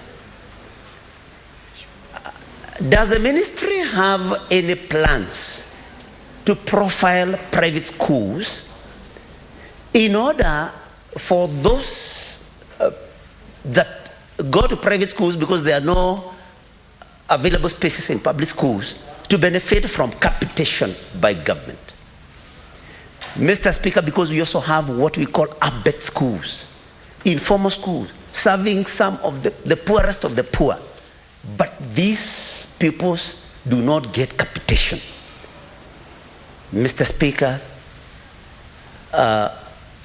if you allow, may the Cabinet Secretary tell us what we are going to do, because you'll find a school like Nairobi Primary School with the very well-to-do people, but receiving capitation. You go to Kibra and find some very needy students in some funny school but classified as private and does not enjoy capitation. What are the plans to bring on board needy learners in private schools as far as capitation and textbooks provision by the government is concerned? Thank you, Mr. Speaker. Thank you, Chair Education. Bwana Waziri. Yeah, thank you very much. What the honorable member from Murang'a said is correct, that we have parts of this country, and such one example is Nairobi County, where for some reason we don't have adequate and now public schools. What is it we are doing as government? Of course, we have been able to identify that there is a problem which there must be a solution. We have had a meeting with the local leadership, the members of parliament and the governor, and I think we have said that they must get public grant where we will be able to build additional schools in primary and also in secondary, because even after the primary school level, when they are exiting to secondary schools, we don't have enough places in Nairobi, so you find they have to get admissions and places in the neighboring counties. So it's a problem we have been able to identify. Actually, even about 1 month ago, when we were in Roysambu, a school which has 6 acres over congested, with His Excellency the President of the Republic of Kenya, we are doing additional 30 classrooms. We are doing 5,000 classrooms in Nairobi to be able to accommodate the huge population that is not able to find admission in public schools. And this particular financial year, because we have said an allocation of 3 billion for Nairobi alone, because of that particular problem that we experience in Nairobi, we will be getting 1 billion per year. So you can see, ever since the time we came into administration as a new administration, we have identified the problem, and there is something we are doing about it. And not only in Nairobi, but also in neighboring counties, like in Mwiki, where you have said we are giving some kind of affirmative action to those particular areas, and that's why government has committed that we must have additional funds, because education is really key. We are looking at the human capital. About giving capitation to private schools, that one, Honorable Speaker, no, we don't have such a policy. Members of Parliament, you will be able to remember even the kind of debate that has been on as far as giving capitation to private universities is concerned, and how Kenyans have been able to pronounce themselves on that particular area, because they said, yes, you are giving public funds to private enterprises, people who are doing their own businesses, and you even don't have the capacity or the ability to audit the public funds that you are giving to those particular entities. So we have really no plan, and that's why you see even the public universities, we have come up with a system, a criteria, a funding model where we are now funding our public universities, and also to allay the fears, even those coming from poor backgrounds. There is a proper system which government has been able to put in place, where we will be able to fund through giving scholarships almost 100% to those who come from those backgrounds that they cannot be able to raise school fees. And we have categorized them into 4. The very vulnerable who will be able to get almost 100%, and the instrument in which we are using in measuring this, equivalent to what we have been using in higher loans education board, about 45,000 Kenyans will be beneficiary of this. The extremely needy, the less needy, all those 4 categories, and each and every Kenyan will be able to access education. So Concerning private schools, Honorable Member, through the Speaker, we still don't have that policy that we can be able to give public funds. Thank you. I so submit. Thank you, Waziri. Next question, Senator Samson Cherargei.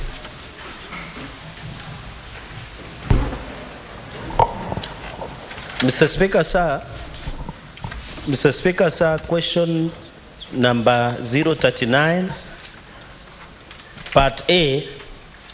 Could the Cabinet Secretary indicate when a lifestyle audit was conducted last on senior officers at the Teacher Service Commission, including the Chief Executive Officer? Part B, Mr. Speaker, are there plans by government to conduct further lifestyle audits on senior officers at the Teacher Service Commission, and if so, provide timelines for this? Waziri. Yeah, thank you, Honorable Speaker. When I went through the question, you have to understand your mandate and your remit and your powers. I did look through and I said, I think the constitutional and the legal responsibility is with the ethics and anti-corruption commission, which is supposed to do this. And I therefore sought the information from them. I wrote to the Attorney General and also to the ESCC to provide the information, and the commission wrote back to me, sorry, I had not attached this letter which I have from the commission. With your permission, probably it can be tabled, dated the 31st July 2023, because I do not have the capacity as a ministry to be able to undertake this. So the commission says it has not received any report on corruption or economic crimes touching on senior officers of the Teacher Service Commission as to enable it to invoke this particular mandate in order for them to undertake the livestock audit, because they're the ones who are empowered to do that. And they also say the question has not been able to state why we exactly want to undertake such a lifestyle audit concerning senior officers from the Teacher Service Commission. And therefore they say they have not been able to get sufficient reasons to commence investigations on unexplained assets in the following officers of the Commission. So, as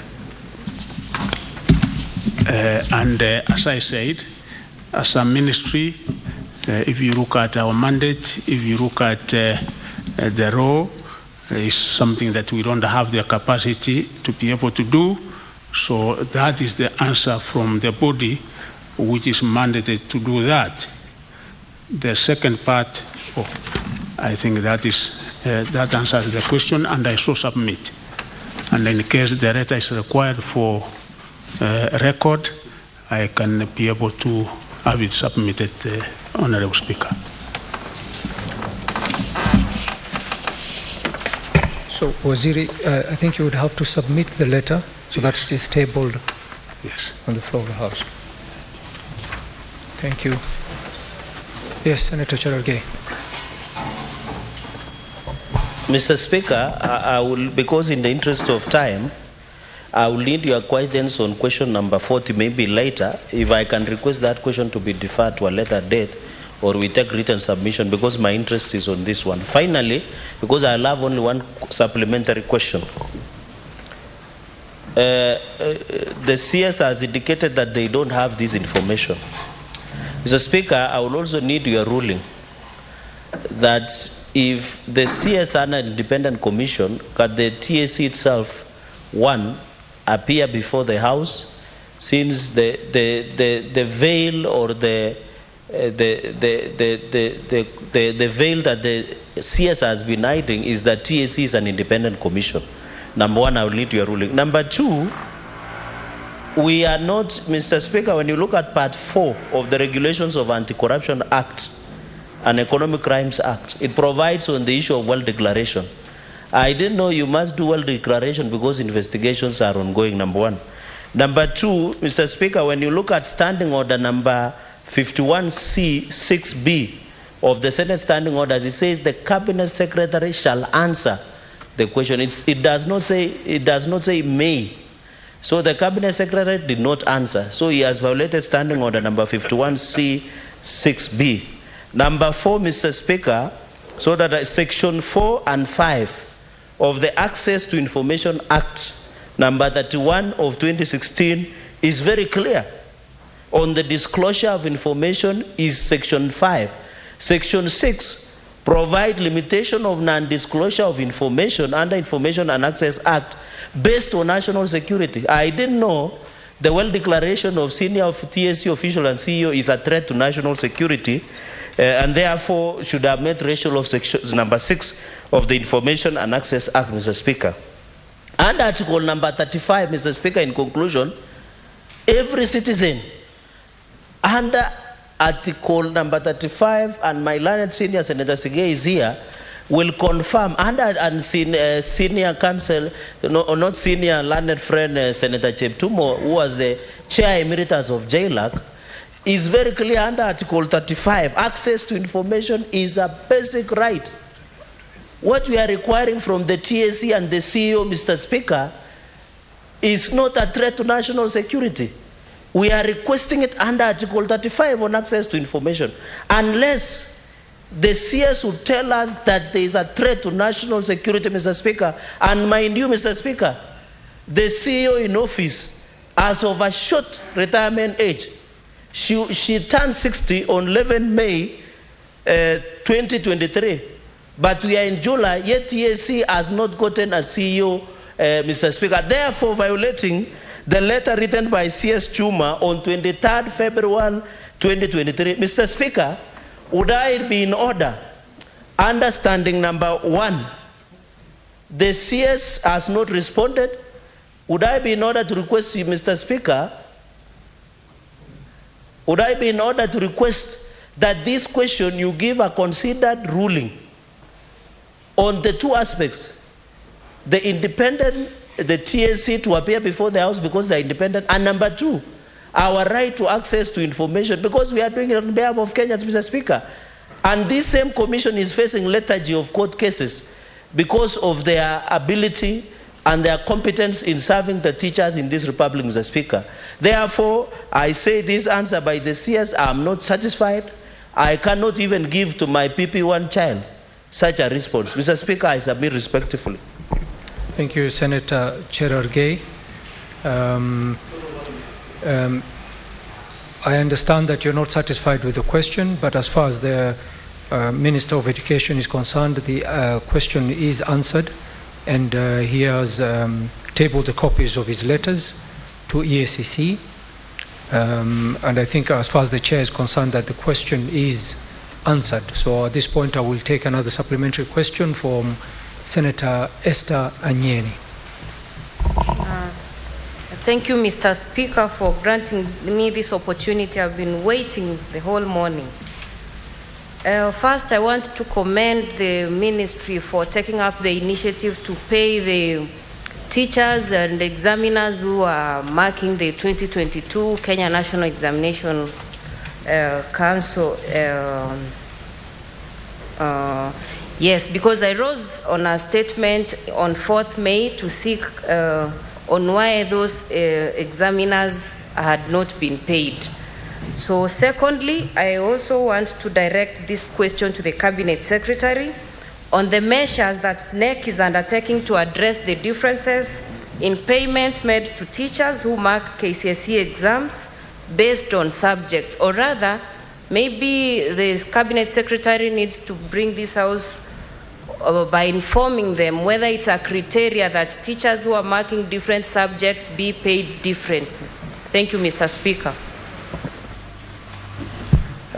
Thank you, Senator Waziri. Yeah, thank you, Honorable Speaker.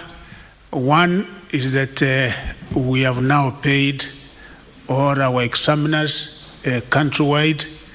There was a little bit of a delay, but we were able to get the 2 billion Kenya shillings, which each and every examiner in this country is now paid. Honorable Speaker, subjects are, if you look at the questions, there are those when the examiner is marking, it will take a little bit more time. Like, take example of Kiswahili. Kiswahili, we have INSA, we have certain other explanations, which the question is not one-ended. It will require the examiner to take more time. And there are questions in other papers, like Kiswahili, we pay, I think, Kenya shillings 73 per script. And CRE, we pay around 53 per script. Why do we do that? If you look at probably the questions in the CRE, there are others which you can ask you, where was Jesus Christ born? How many disciples did Jesus Christ have? But the nature of the questions in these other subjects like Kiswahili and the rest are not the same. I had the same challenge last year in the 2022 examination, which, as you know, our teachers who were marking paper 2 of CRE were insisting that we have to pay the equivalent of what we are paying in Kiswahili, those ones who were in Francis Mangu. And the argument was exactly that. And again, teachers are taken through some kind of training before they come to mark. And there's also a contract, Honorable Speaker, that you sign.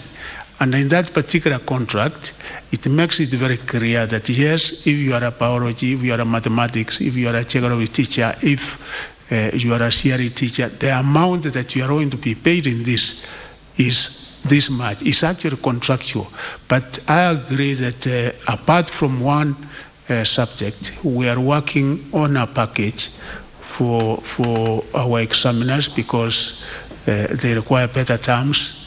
The environment in which they mark, we are also working on having it improved because the kind of work that they do in marking those exams, indeed they are the major stakeholders in this. They make us have success and therefore we are looking at this, but as far as the subjects are concerned, that is the criteria that is followed. I so submit, Honorable Speaker. Thank you, Waziri. Honorable Senators, I should be invoking